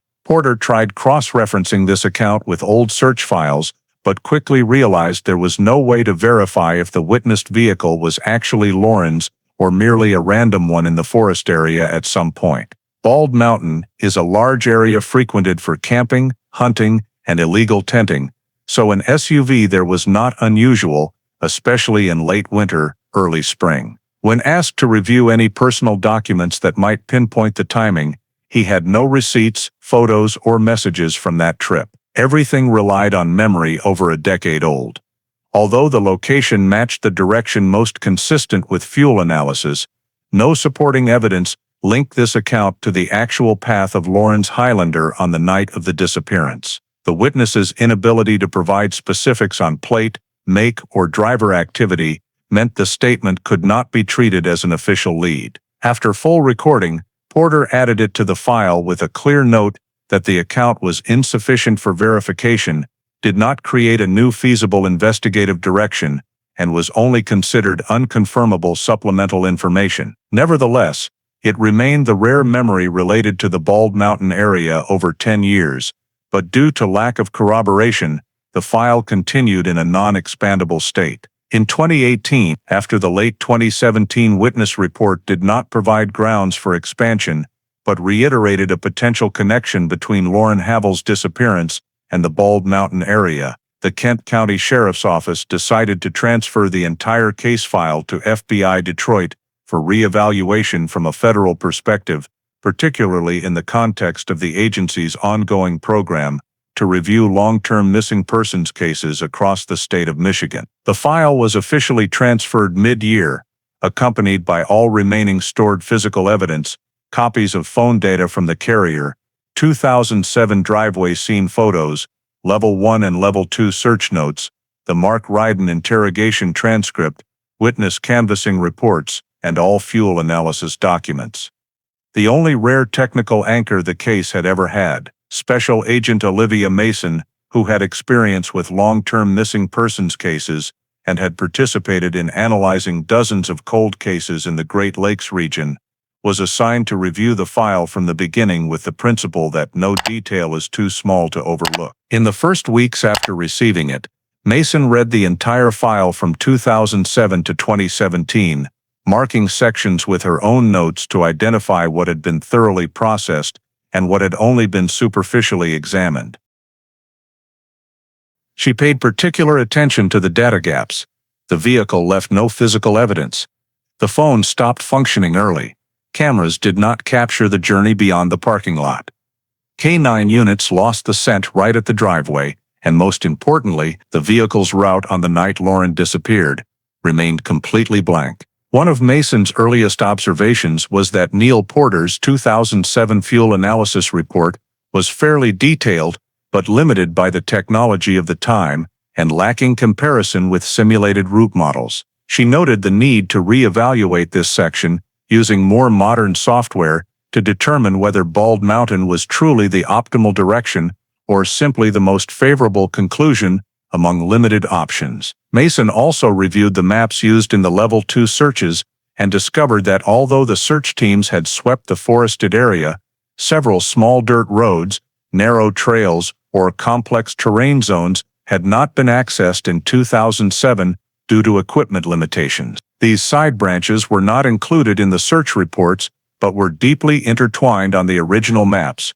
prompting Mason to mark them in a separate color with the note, possibly never field surveyed, needs verification. When cross-referencing the late 2017 witness statement with the map, Mason noticed that the location the witness pointed to was actually near one of the branches never searched. Although the witness could not pinpoint the time or specific vehicle model, the location match led Mason not to completely dismiss the account, though she still noted that reliability is low. During the review, Mason also re-evaluated the initial interrogation of Mark Ryden. She noted that Mark had no alibi evidence and no witnesses confirming his presence at home on the night Lauren disappeared, but there was also no physical data tying him to any criminal act. Mason cross-checked the timeline against technical reports and found that Mark had not been verified by any means, no cameras, no phone data, no eyewitnesses. However, Mason classified this factor as information to note rather than suspicious indicator, since there was no physical evidence or contradictory statements to justify deeper investigation. When reviewing all stored evidence, Mason found that most items could no longer be further analyzed: driveway scene photos, reports, and maps. However, She paid special attention to two key pieces, the undecoded phone and the Highlander already examined in 2007. Mason wrote an internal report recommending re-evaluation of the evidence using new forensic technology, clearly stating that 2018-2019 advancements in biological analysis, fiber analysis, fingerprint testing, and chip data extraction on electronic devices far surpassed 2007 capabilities. She proposed re-examining the vehicle interior under new wavelength lighting, re-scanning areas likely to retain trace evidence, and retesting the phone using modern chip-off techniques to directly access memory. Additionally, Mason suggested a more detailed review of samples collected in 2007, even though they had been deemed forensically worthless. With current technology, seemingly meaningless evidence sometimes contained overlooked information. After completing the initial evaluation report, Mason concluded that the file had no clear procedural deficiencies, but still had two potential areas needing re-examination. Evidence that could be analyzed with more modern technology and Bald Mountain search coverage. Mason's report was sent to FBI Detroit leadership in late 2019, with the formal recommendation, request reanalysis of evidence using current forensic technology. Although there was no basis to fully reopen the investigation, re-examining the evidence was the necessary first step to determine whether the case could advance at all after more than 12 years of dormancy. As FBI Detroit began implementing S.A. Olivia Mason's recommendation to reanalyze the evidence, the first step was to request that the Kent County Sheriff's Office turn over all original physical evidence, including Lauren's phone, the biggest bottleneck in the investigation since 2007.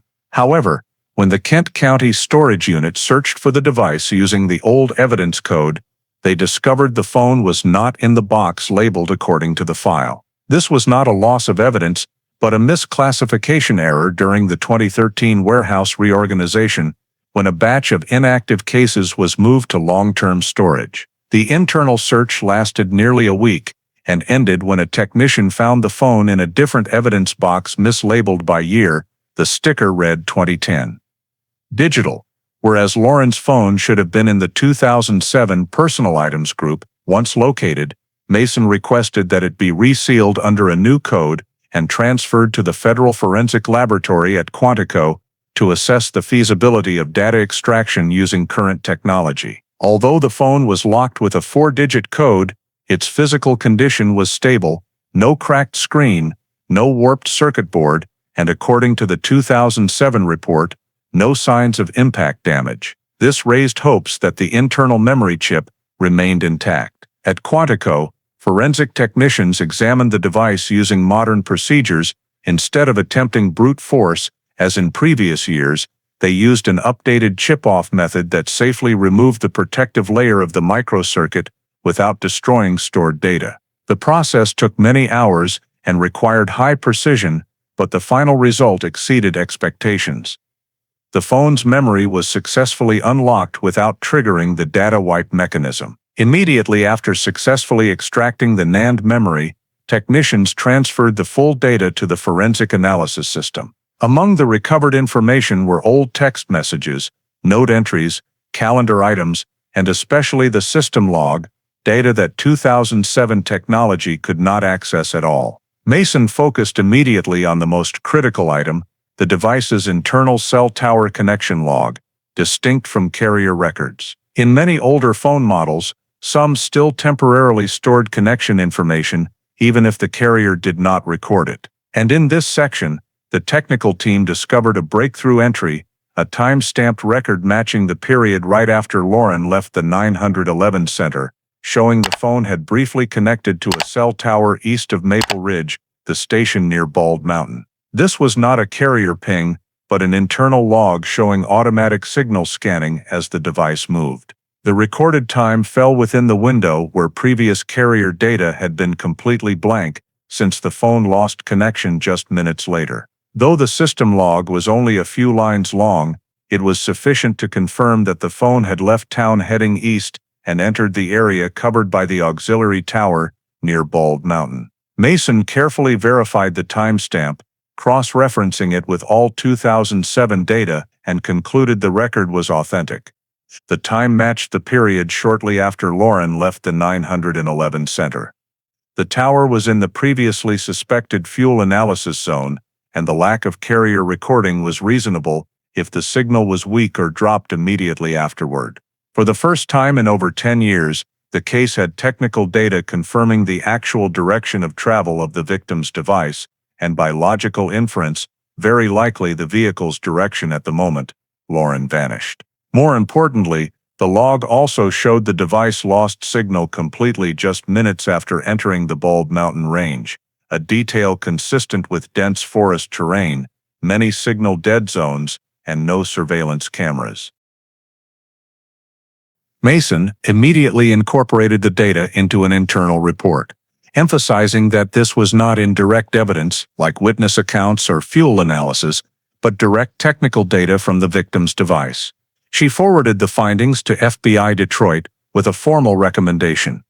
Bald Mountain needed to be evaluated as the endpoint of Lauren's journey based on the first-ever technical evidence. The phone, evidence once considered useless for over a decade, became the key unlocking a new investigative direction, showing that the victim's route had led straight into the Bald Mountain Forest before all signal vanished completely. In 2021, after the internal log data from Lauren's phone was recovered and proved the device had briefly connected to a cell tower near Bald Mountain on the night she disappeared, FBI Detroit decided to conduct deeper technical analysis using signal simulation technology and AI-based coverage map reconstruction, a method not feasible in 2007. Olivia Mason collaborated with the FBI Quantico signal analysis team using an AI model trained to reconstruct historical coverage maps based on terrain data, historical broadcast strength, tower locations, and area-specific interference levels. The goal was to recreate the coverage situation in the Maple Ridge and Bald Mountain areas on the night Lauren vanished in order to determine the device's actual direction of travel in its final minutes of signal activity. The process began by inputting all 2007 recorded data into the simulation system.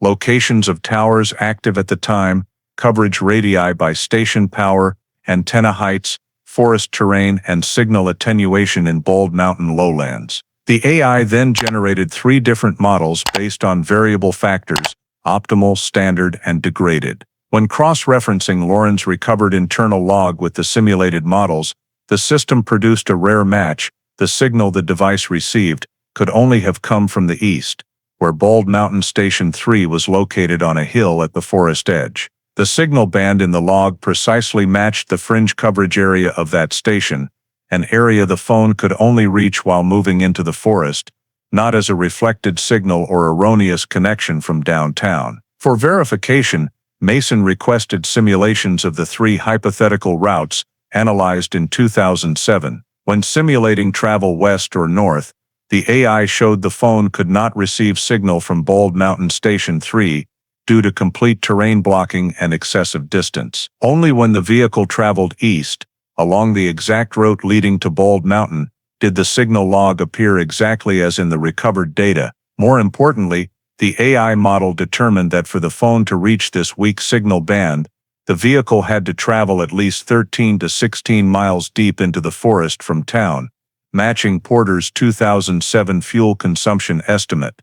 When Mason cross-referenced this direction with Mark Ryden's interrogation statements, a clear contradiction emerged. Mark stated he stayed home all evening and never left Maple Ridge. According to his account, Lauren, if driving herself, would have headed southwest from the 911 center back to their home, completely opposite the eastern route to Bald Mountain. But the AI reconstructed data proved the opposite. Lauren's phone had traveled east, deep into the forest, and completely away from the route home. This meant 1. Lauren drove herself into Bald Mountain, highly unlikely given no personal reason or habit placing her there late at night, or 2. Someone else drove the vehicle immediately after Lauren left the 911 center and headed straight into Bald Mountain, completely contrary to all prior statements. Mason noted that the match between the recovered log data and the AI model was not speculation but consistent with actual terrain, coverage range, and 2007 technical conditions. For the first time in the entire investigation, there was technical evidence clearly establishing the actual direction of travel of Lauren's device in its final minutes. The AI simulation results were included in the official report sent to FBI Detroit, stating, "Reconstructed data shows the victim's device traveled in a direction completely opposite the route home and inconsistent with Mark Ryden's statement or any hypothesis previously proposed."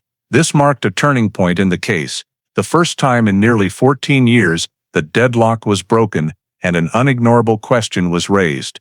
If Lauren did not drive herself into Bald Mountain, then who took her vehicle and phone there on the night she disappeared? The results from the 2021 AI-based cell tower signal simulation created such a significant shift that the Kent County Sheriff's Office could no longer keep the Lauren Havel case file in suspended status. The FBI Detroit report, particularly its conclusion showing that Lauren's phone movement was completely opposite the route home and inconsistent with any prior hypothesis, was formally sent to the sheriff's office and forced the local agency to reevaluate the entire case from a new perspective. In a joint meeting between Kent County and FBI Detroit, S.A. Olivia Mason presented the entire data reconstruction process from recovering the mislabeled phone, performing chip-off memory extraction, to using an AI model to recreate the 2007 cell coverage map. The results were unmistakable. The victim's phone moved toward Bald Mountain immediately after leaving the 911 center, something that could not have happened if Lauren had taken her normal route home. This was the first technical evidence to break the 14-year deadlock. Faced with this new data, the Kent County Sheriff officially signed the decision to reactivate the file, returning the Lauren Havel missing person case to active investigation status. The case was transferred to a joint investigative team between FBI Detroit and Kent County, with the FBI handling technical analysis and local authorities responsible for field investigation. One of the first steps after reactivating the cold case was to re-examine everyone directly connected to the victim. The investigative team agreed to reassess the statement of Mark Ryden, who had been initially interviewed in 2007 but lacked sufficient evidence at the time to be considered a suspect. However, with new data showing Lauren's vehicle headed into Bald Mountain immediately after her shift ended, Mark's claim of being home all night needed to be re-evaluated against current technical evidence standards. Mark had no alibi, no witnesses confirming his presence at home, no phone data proving his location, and no objective information verifying his statement. The fact that the vehicle's route did not match the couple's normal way home made the possibility that Mark knew about, or was involved in, the vehicle going in a different direction particularly noteworthy. Kent County and the FBI agreed to reclassify Mark Ryden as a person of interest, someone to be monitored and re-interviewed, not because of direct incriminating evidence, but because the new data created contradictions in his prior statement. This decision was clearly documented in an internal report. There is no evidence establishing criminal conduct, but Mark Ryden is the only individual with potential motive, fitting circumstances, and no alibi on the night the victim disappeared, requiring continued evaluation.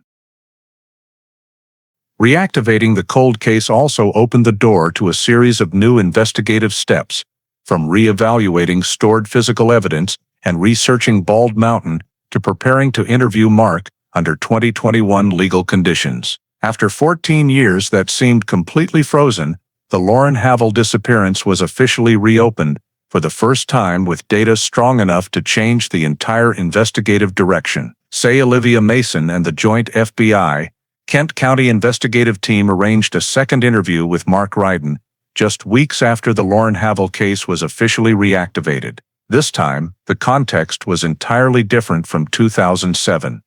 It was no longer a casual initial verification conversation, but a formal interrogation based on new technical data showing Lauren's phone traveled toward Bald Mountain on the night she vanished, directly contradicting Mark's earlier statement.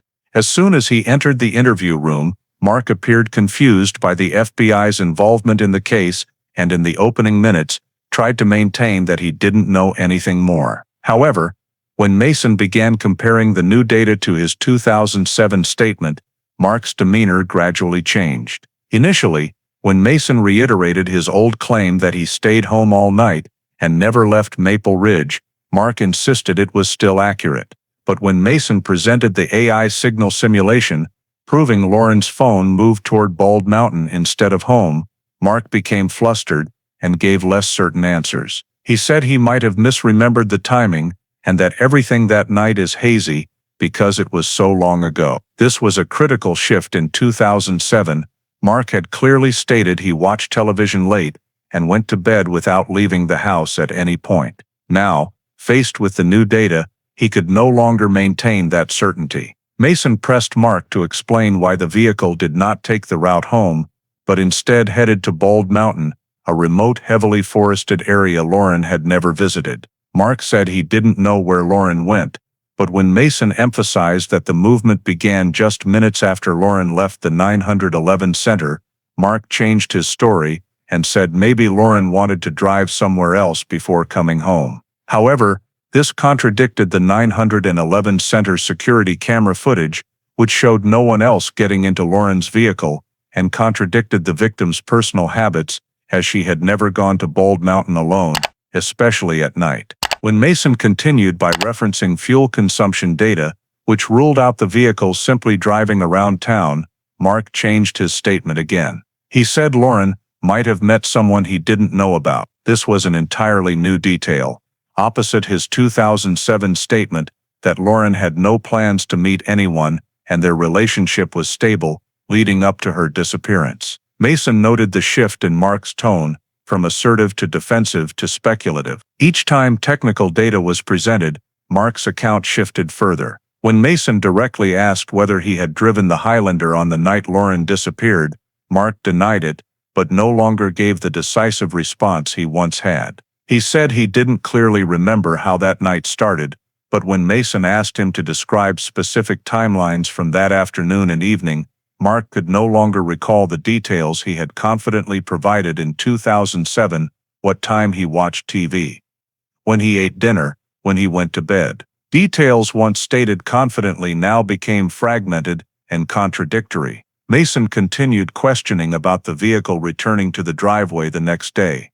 In 2007, Mark had said he didn't know why the car was back and only noticed it when the family discovered it.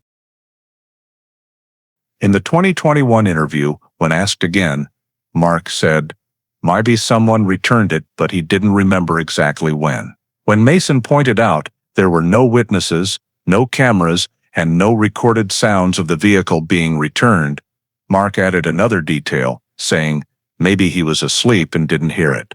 The constant changes in his responses led Mason to note that Mark could no longer maintain a consistent account. Each time he was confronted with technical data or objective analysis, he adjusted his story, broadened possibilities, or introduced new assumptions, a response pattern often seen in individuals trying to avoid contradictions but lacking the ability to sustain a coherent narrative.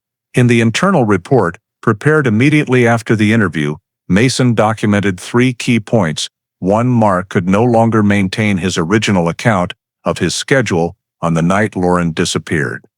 2. Mark introduced new details not present in his prior statement that could not be verified, and 3. Each time new data was presented, Mark altered or expanded his account rather than standing by his original version. The second interview produced no confession or direct evidence, but it clarified Mark's investigative profile, no alibi, continually shifting statements with many vague details contradicting technical data. Combined with Lauren's phone movement being completely opposite his 2007 account, Mark officially became the primary suspect in the Lauren Havel file for the first time in 14 years. Immediately after the second interview with Mark Ryden, in which his statements repeatedly changed and revealed significant contradictions, the joint FBI-Kent County investigative team shifted focus entirely to the Bald Mountain area. where the AI reconstructed cell data indicated was the final direction of Lauren's phone on the night she disappeared. Say Olivia Mason proposed using modern ground-penetrating technology, including long-range drones equipped with LiDAR, to survey the entire forested terrain, a method unavailable for deployment in 2007. Bald Mountain is a vast forested region spanning miles, with complex terrain featuring numerous dirt tracks, low-lying areas, hills, and densely canopied sections nearly inaccessible by traditional manual search. If the vehicle or any evidence had been there 14 years earlier, conventional traces would almost certainly have vanished, but LiDAR, with its ability to penetrate foliage and create detailed topographic maps, could detect long-persisting anomalies invisible to the naked eye. During preparation, the FBI technical team established 3 primary flight paths covering the entire eastern and northeastern sections of Bald Mountain, where cell data showed Lauren's phone had briefly connected. The long-range drones were equipped with infrared cameras and high-resolution LiDAR, operating at low altitude to scan every cluster of trees, soil layer, and terrain depression. Collected data was transmitted directly to the FBI Detroit analysis server, where an algorithm compared current terrain to predicted natural models, identifying areas altered by human activity, compression, digging, filling, or vehicle impact. In the first hours, the system flagged hundreds of minor anomalies, mostly old camper fire pits, seasonally fallen trees, or natural traces. But by the end of the second scanning day, LiDAR detected an area approximately 2 square meters deep in an unsearched forest branch from 2007. This area showed unnatural soil compression, with a pattern of soil layers disturbed long ago and then recovered over years. Based on depth and shape, the system flagged it as high probability of long-term human impact and assigned the highest priority red label. Mason immediately focused on this location because it was only a few hundred meters from the AI-predicted signal path, the area where Lauren's phone may have been turned off or lost signal completely.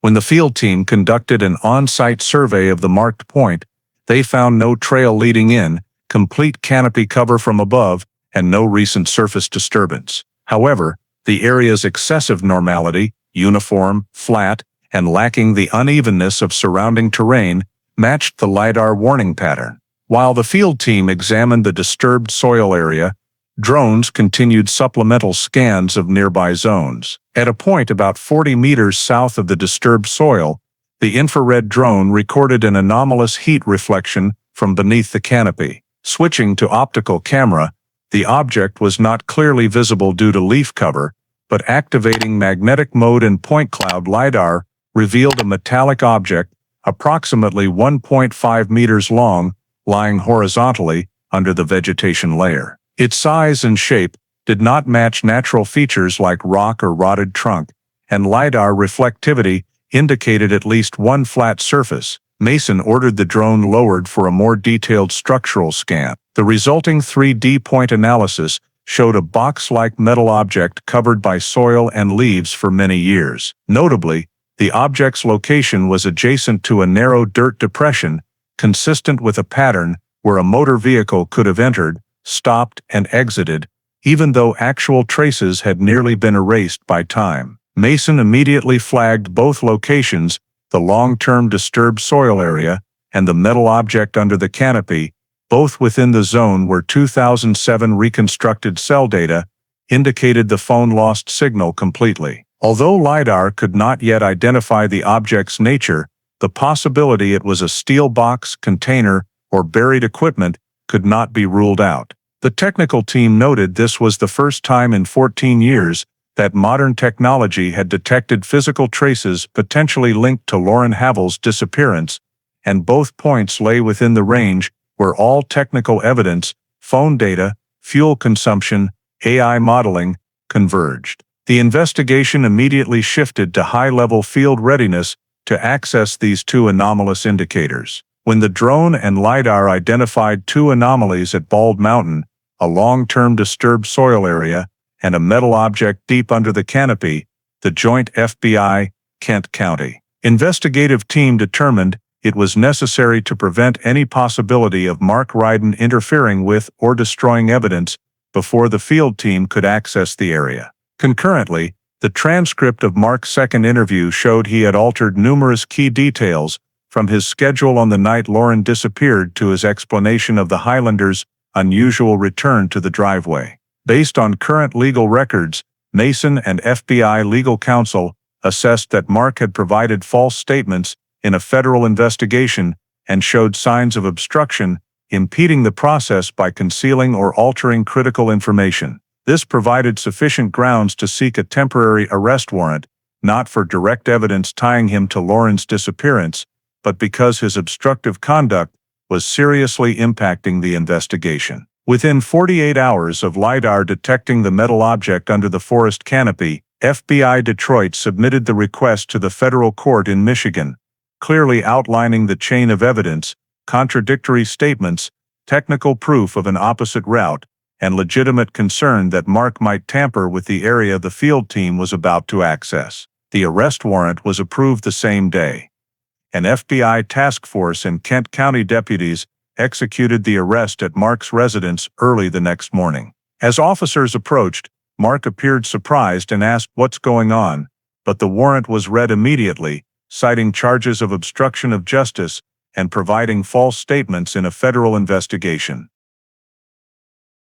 He was handcuffed and placed in a vehicle, while the residence was temporarily secured to ensure no documents, devices, or items that might explain his statement changes were left behind. Detaining Mark served not only to prevent potential impact on the Bald Mountain site before excavation of the metal object, but also to prepare for an enhanced federal interrogation, one where any contradictions in Mark's statements would be directly compared to technical data, AI simulations, and field search results. After Mark was transported to the FBI Detroit Temporary Detention Facility, Mason immediately noted in the file that the primary goal of the warrant was to preserve investigative integrity. This was a critical step to allow the field team to access Bald Mountain without risk of Mark destroying or moving potential evidence. With Mark in custody and the 2 Bald Mountain anomalies marked, the investigative team moved to the next phase,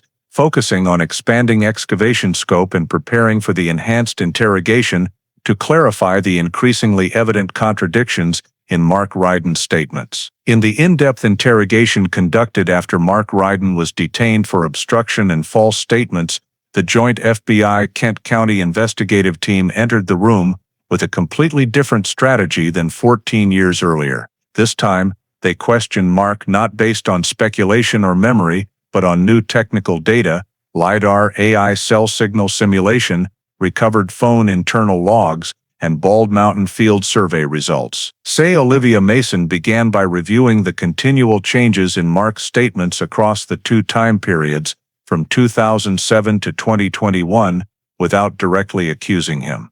The goal was to show Mark that collected data could not be altered, forgotten, or reinterpreted like human statements. When Mason presented the AI signal simulation map showing Lauren's phone heading straight to Bald Mountain and losing signal just minutes after leaving the 911 center, Mark became defensive. He said, "Phones sometimes act strangely, or maybe Lauren took a wrong turn," but Mason immediately countered with the 2007 terrain reconstruction model, showing the phone could not have connected to the Bald Mountain Tower unless it was physically in that area. When further confronted with recovered chip internal logs, evidence Mark could neither assume nor deny, he grew flustered and repeated, "It's been too long, I don't remember clearly." This phrase recurred throughout the interrogation each time Mason introduced new data.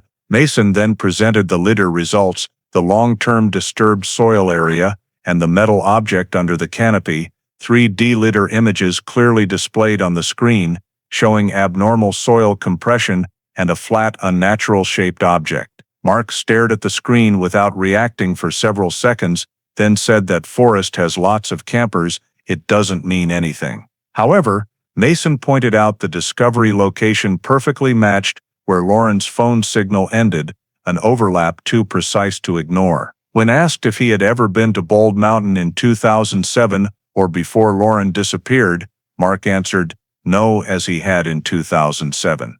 But Mason immediately produced the 2007 fuel analysis map. The Highlander's consumption could not match the route home or any other direction except Bald Mountain.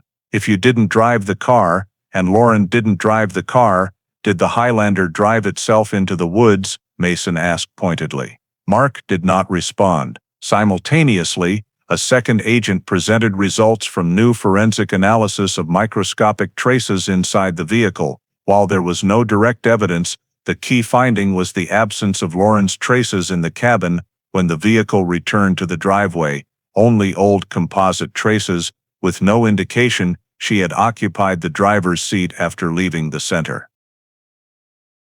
When asked about this, Mark said Lauren might have stood outside the car, but Mason immediately rebutted. If Lauren had stood beside or exited the vehicle at the driveway, the K9 unit would have picked up her scent trail. Instead, the K9 lost the scent completely, consistent with data showing Lauren never returned there. As Mason drilled deeper into Mark's continual detail changes, from watching TV, sleep times, to suggesting Lauren might have met someone that night, Mark became agitated and said, "You're trying to frame me." Mason replied, "With the LiDAR data, this isn't a frame job. This is a three-dimensional map of the ground under the canopy in 2021. Exactly where Lauren's phone stopped working." She showed Mark the infrared drone photos, metal object images, and FBI composite maps. Each time evidence was placed on the table, Mark offered a different explanation, all vague, inconsistent, and many directly contradicting his 2007 statement. At times, he said Lauren might have been followed. At times, he said she might have secretly met someone. At other times, he said she might have driven into the woods because she was stressed. But each argument led to a new contradiction. If she met someone, why does that person appear in no data? If she drove herself, why did the signal end exactly where LiDAR recorded long-term disturbed soil? If she was stressed, why did she show no unusual behavior during her entire shift? As Mason continued comparing Mark's words to the data, numerous inconsistencies emerged. In 2007, he said, he slept straight through until morning.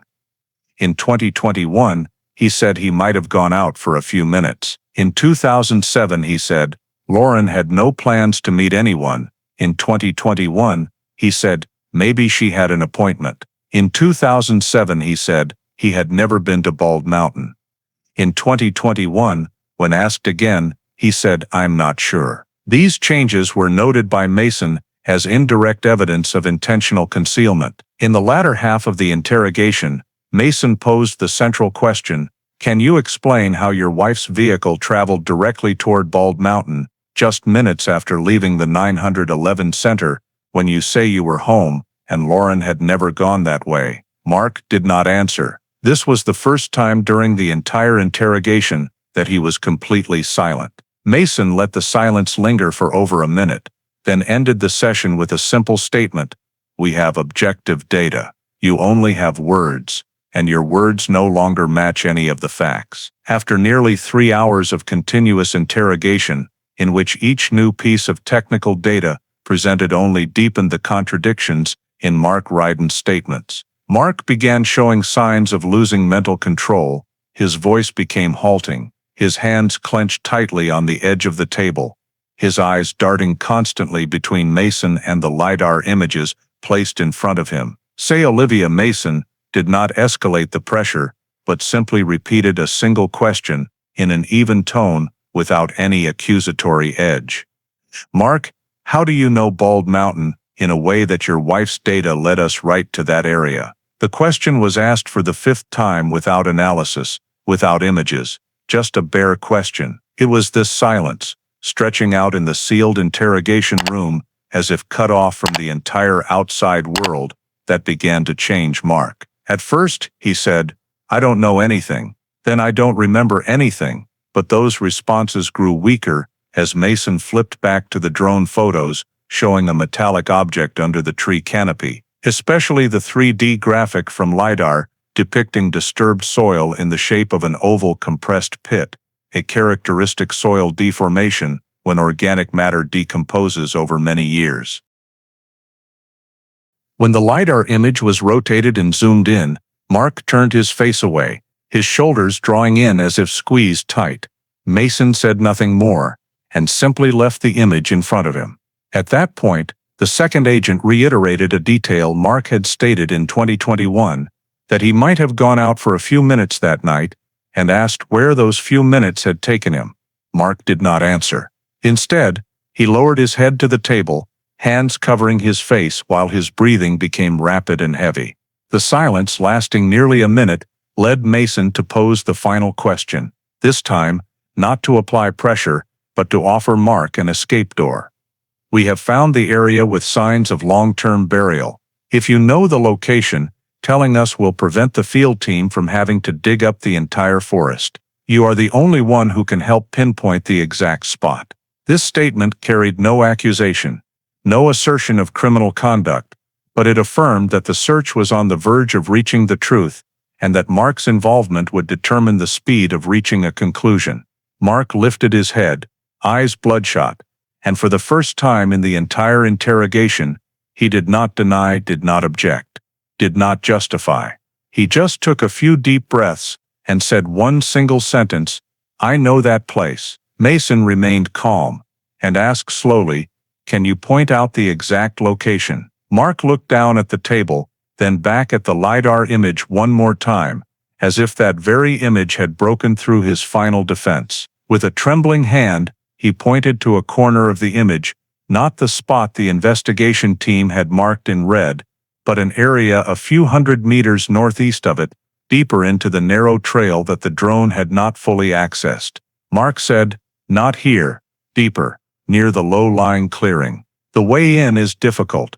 You have to walk a distance." Mason asked for confirmation, and Mark nodded, for the first time without evasion. He described the entry path, a narrow dirt track now overgrown with new trees, about a quarter-mile from the edge of Bald Mountain, leading to a depression surrounded by a cluster of old oaks. He specified the landmark, a broken tree trunk leaning westward, with roots exposed about half a meter above the ground. And finally, he stated the location of the body, right to the left of that tree base. "I put it there." The room fell into absolute silence. Mason recorded Mark's words without comment, only asking him to repeat the description to ensure accuracy. Mark repeated those details unchanged, as if they had been lodged in his memory for 14 years and were only waiting for the right moment to be forced out. The location he provided was deeper than any area the search team had previously accessed,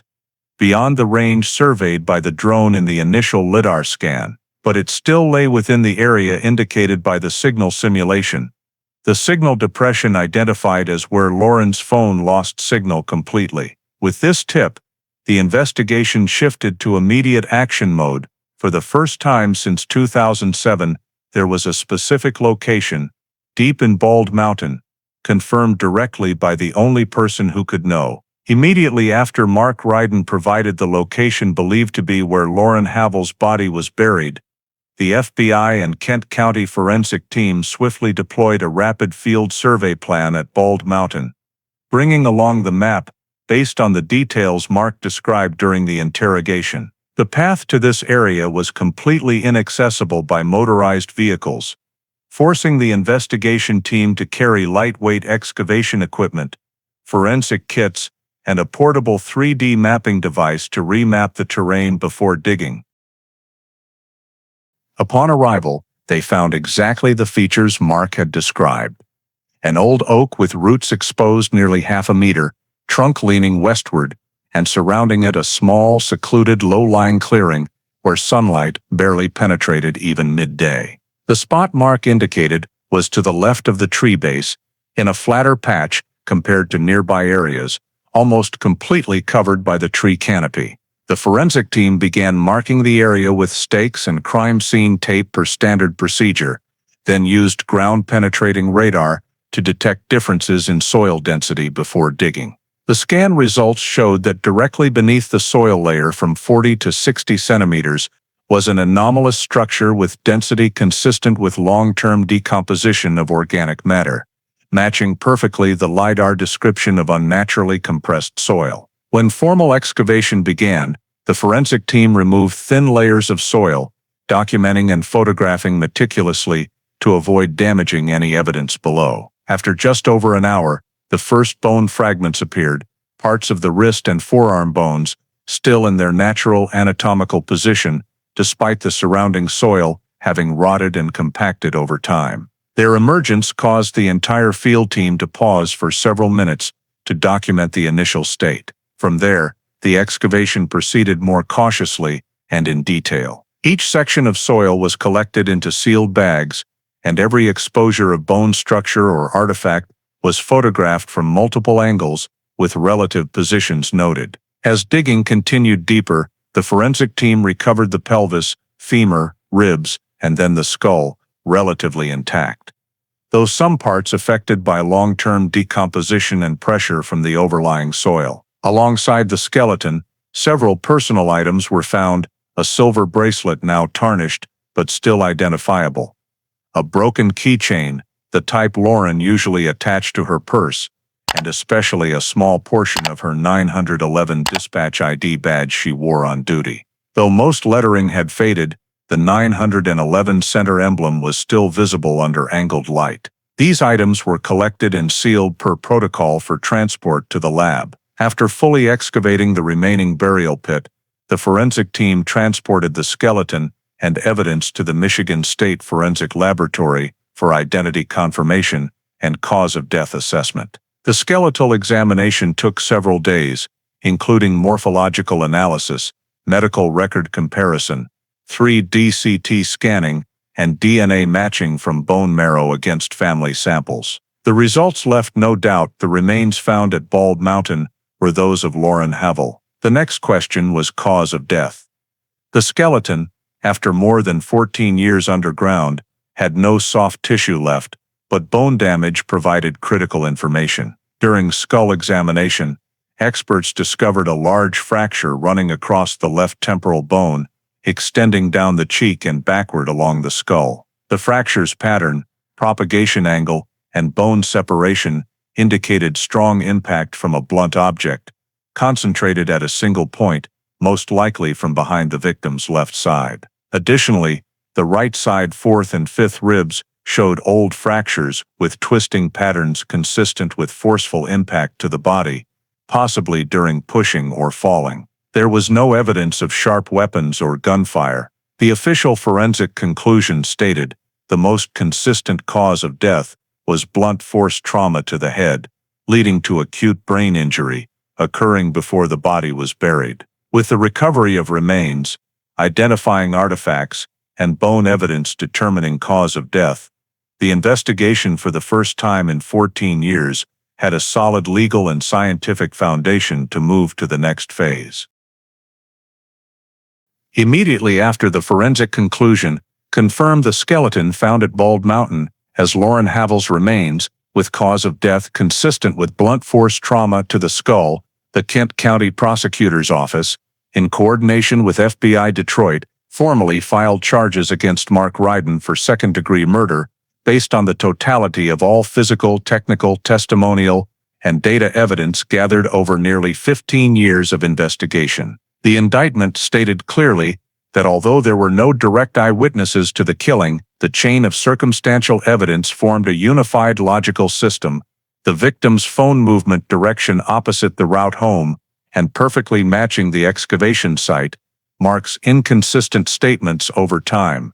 Fuel data refuting the possibility the victim drove herself, LiDAR and drone traces precisely identifying the burial area matching Mark's tip, and finally forensic evidence proving the victim died from forceful impact before burial. The trial began in late 2021 with special community interest in Maple Ridge, as Lauren's disappearance had been one of the most haunting cases in Kent County history. In the opening, prosecutors presented the full timeline from 2007 to 2021, emphasizing the case rested not on any single piece of evidence, but on multiple independent layers of data, each reinforcing the others. They displayed a simulation of Lauren's phone journey right after her shift, showing the device moving toward Bald Mountain and losing signal minutes later. This was illustrated with an AI-reconstructed 2007 coverage map, projected for the jury to prove the movement direction was not speculation,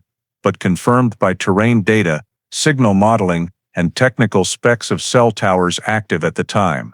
Prosecutors continued with LiDAR images, the first time such evidence appeared in a Kent County trial, clearly showing unnaturally compressed soil consistent with long-term burial. These 3D renderings from Bald Mountain Forest scans depicted a narrow soil depression shaped like a human grave pit, exactly where Mark later admitted. When forensic witnesses testified, they explained the skull injuries on Lauren, describing the complex fracture extending from the left temporal area backward, a pattern only occurring from strong blunt impact. No sharp weapon marks, no knife wounds, no thermal damage, but the fracture nature and spread were characteristic of acute brain trauma, impossible post-burial, or from natural soil compression-slay environment. Prosecutors also presented artifacts recovered with the skeleton, silver bracelet, broken keychain, and piece of 911 dispatch ID. Each was matched against old photos of Lauren and family testimony for consistency. Especially impactful for the jury was the presentation of Mark's statements before and after 2021. Prosecutors played audio from the 2007 interrogation, where Mark firmly claimed he stayed home all night, never left Maple Ridge, and knew nothing about Lauren's movements. They then contrasted it with the 2021 session. Mark could no longer maintain consistency, repeatedly changing details, offering vague hypotheses, even self-contradictory statements, like "I slept all night," but might have gone out for a few minutes. Prosecutors argued this wavering arose, not from fading memory over time, but from new data forcing Mark to adjust his story, as each point was exposed. The pivotal moment was Mark voluntarily providing the burial location. Prosecutors stressed no one, but Mark could know that exact spot, as the area had never been scanned in prior searches, lay deep in the forest, and was completely concealed by canopy and naturally recovered soil over a decade. Mark described precisely the oak, narrow dirt path and low clearing, features perfectly matching the field excavation. Prosecutors argued, an innocent person could not coincidentally know the exact place where the victim was buried deep underground for 14 years. Defense attempted to counter by arguing the tip was not a confession, that Mark may have been psychologically coerced, and that AI or LiDAR data could not prove murder. However, under cross-examination, FBI technical experts affirmed the AI signal simulation created no new data but reconstructed based on 2007 telecom infrastructure, meaning the model reproduced reality, not predicted. Regarding LiDAR, they explained the technology cannot invent a grave, it only reflects actual terrain under canopy. Forensic witnesses further detailed bone decomposition laws and soil compression, showing the overlaying soil had characteristics matching exactly 14 years, impossible from natural phenomena. These testimonies bolstered the prosecution's chain that data from diverse sources, phone signals, fuel, LiDAR, drone interrogation, all converged on one fact: Lauren was taken to Bald Mountain the night she vanished, and Mark was the only person with opportunity, location, and knowledge to conceal her. In the final cross, prosecutors focused on one question: if Mark was uninvolved, who took Lauren's body to the exact area he described, the exact spot he pointed to, along the exact phone signal path, and matching fuel consumption? After nearly 3 weeks of arguments, the jury deliberated. They spent hours reviewing artifacts, 3D models, forensic reports, and simulations. In early 2022, the trial reached its conclusion. Mark Ryden was found guilty of second-degree murder based on the entire system of technical, forensic, and testimonial evidence related to Lauren Havel's death. After the verdict was announced in early 2022, the Kent County Sheriff's Office, in coordination with FBI Detroit, completed all administrative procedures to officially close cold case #0741, the disappearance and subsequently determined murder of Lauren Havel, ending a journey spanning 14 years since the day she vanished from the 911 Center parking lot.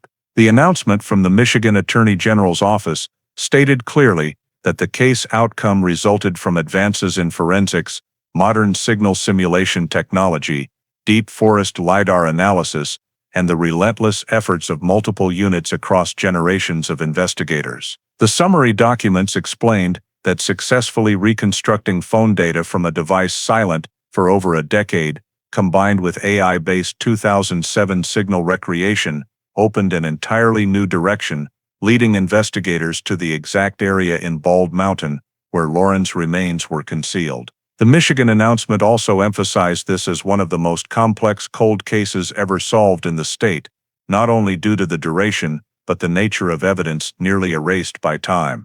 Despite no direct witnesses, no cameras, no preserved biological traces after 14 years, the technical evidence chain, from internal phone logs, AI signal models, fuel analysis, LiDAR data, infrared drone, to the burial location tip, formed an irrefutable system. When the case details were publicly released, the Maple Ridge community experienced a mix of relief and grief. For years, residents had spoken of Lauren as an unsolved disappearance, a mystery that left the entire town with lingering unease. Annual memorial events had been held, old articles about searches through mud and forest occasionally resurfaced as reminders of unanswered silence. Now, with the truth brought to light, the pain was named, but no less intense. Many Maple Ridge residents, especially Lauren's former 911 Center colleagues, shared that finding the remains was not the answer they wanted, but at least it provided the closure they had awaited for nearly half their lives.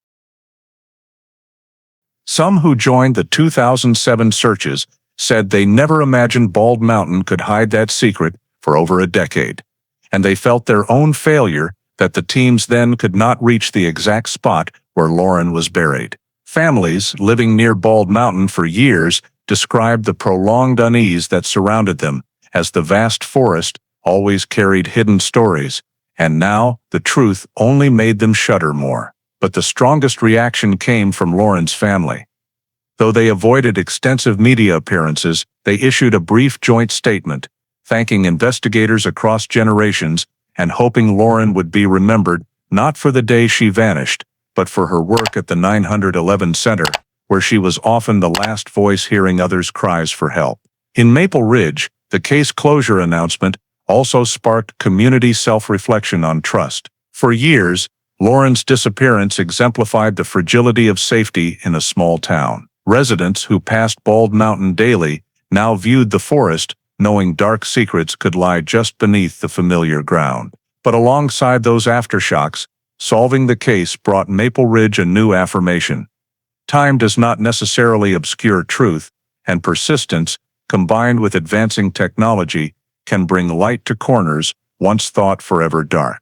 When Kent County announced cold case #0741 officially closed, the small town realized that though loss cannot be reversed, at least Lauren Havel's story had reached its conclusion, in recognition, transparency, and the unity of a community that had awaited answers for 14 years. The story of the Lauren Havel case is not only the journey of solving a 14-year disappearance, but also reflects real issues in American society today: the importance of technology in modern investigations, the danger of relying on unverifiable statements, and especially the persistence of law enforcement when facing seemingly unsolvable cases. The fact that Lauren's phone was once considered useless evidence, but ultimately became the key through chip-off technology and AI signal simulation, shows that in real life, the smallest data texts, GPS locations, connection history,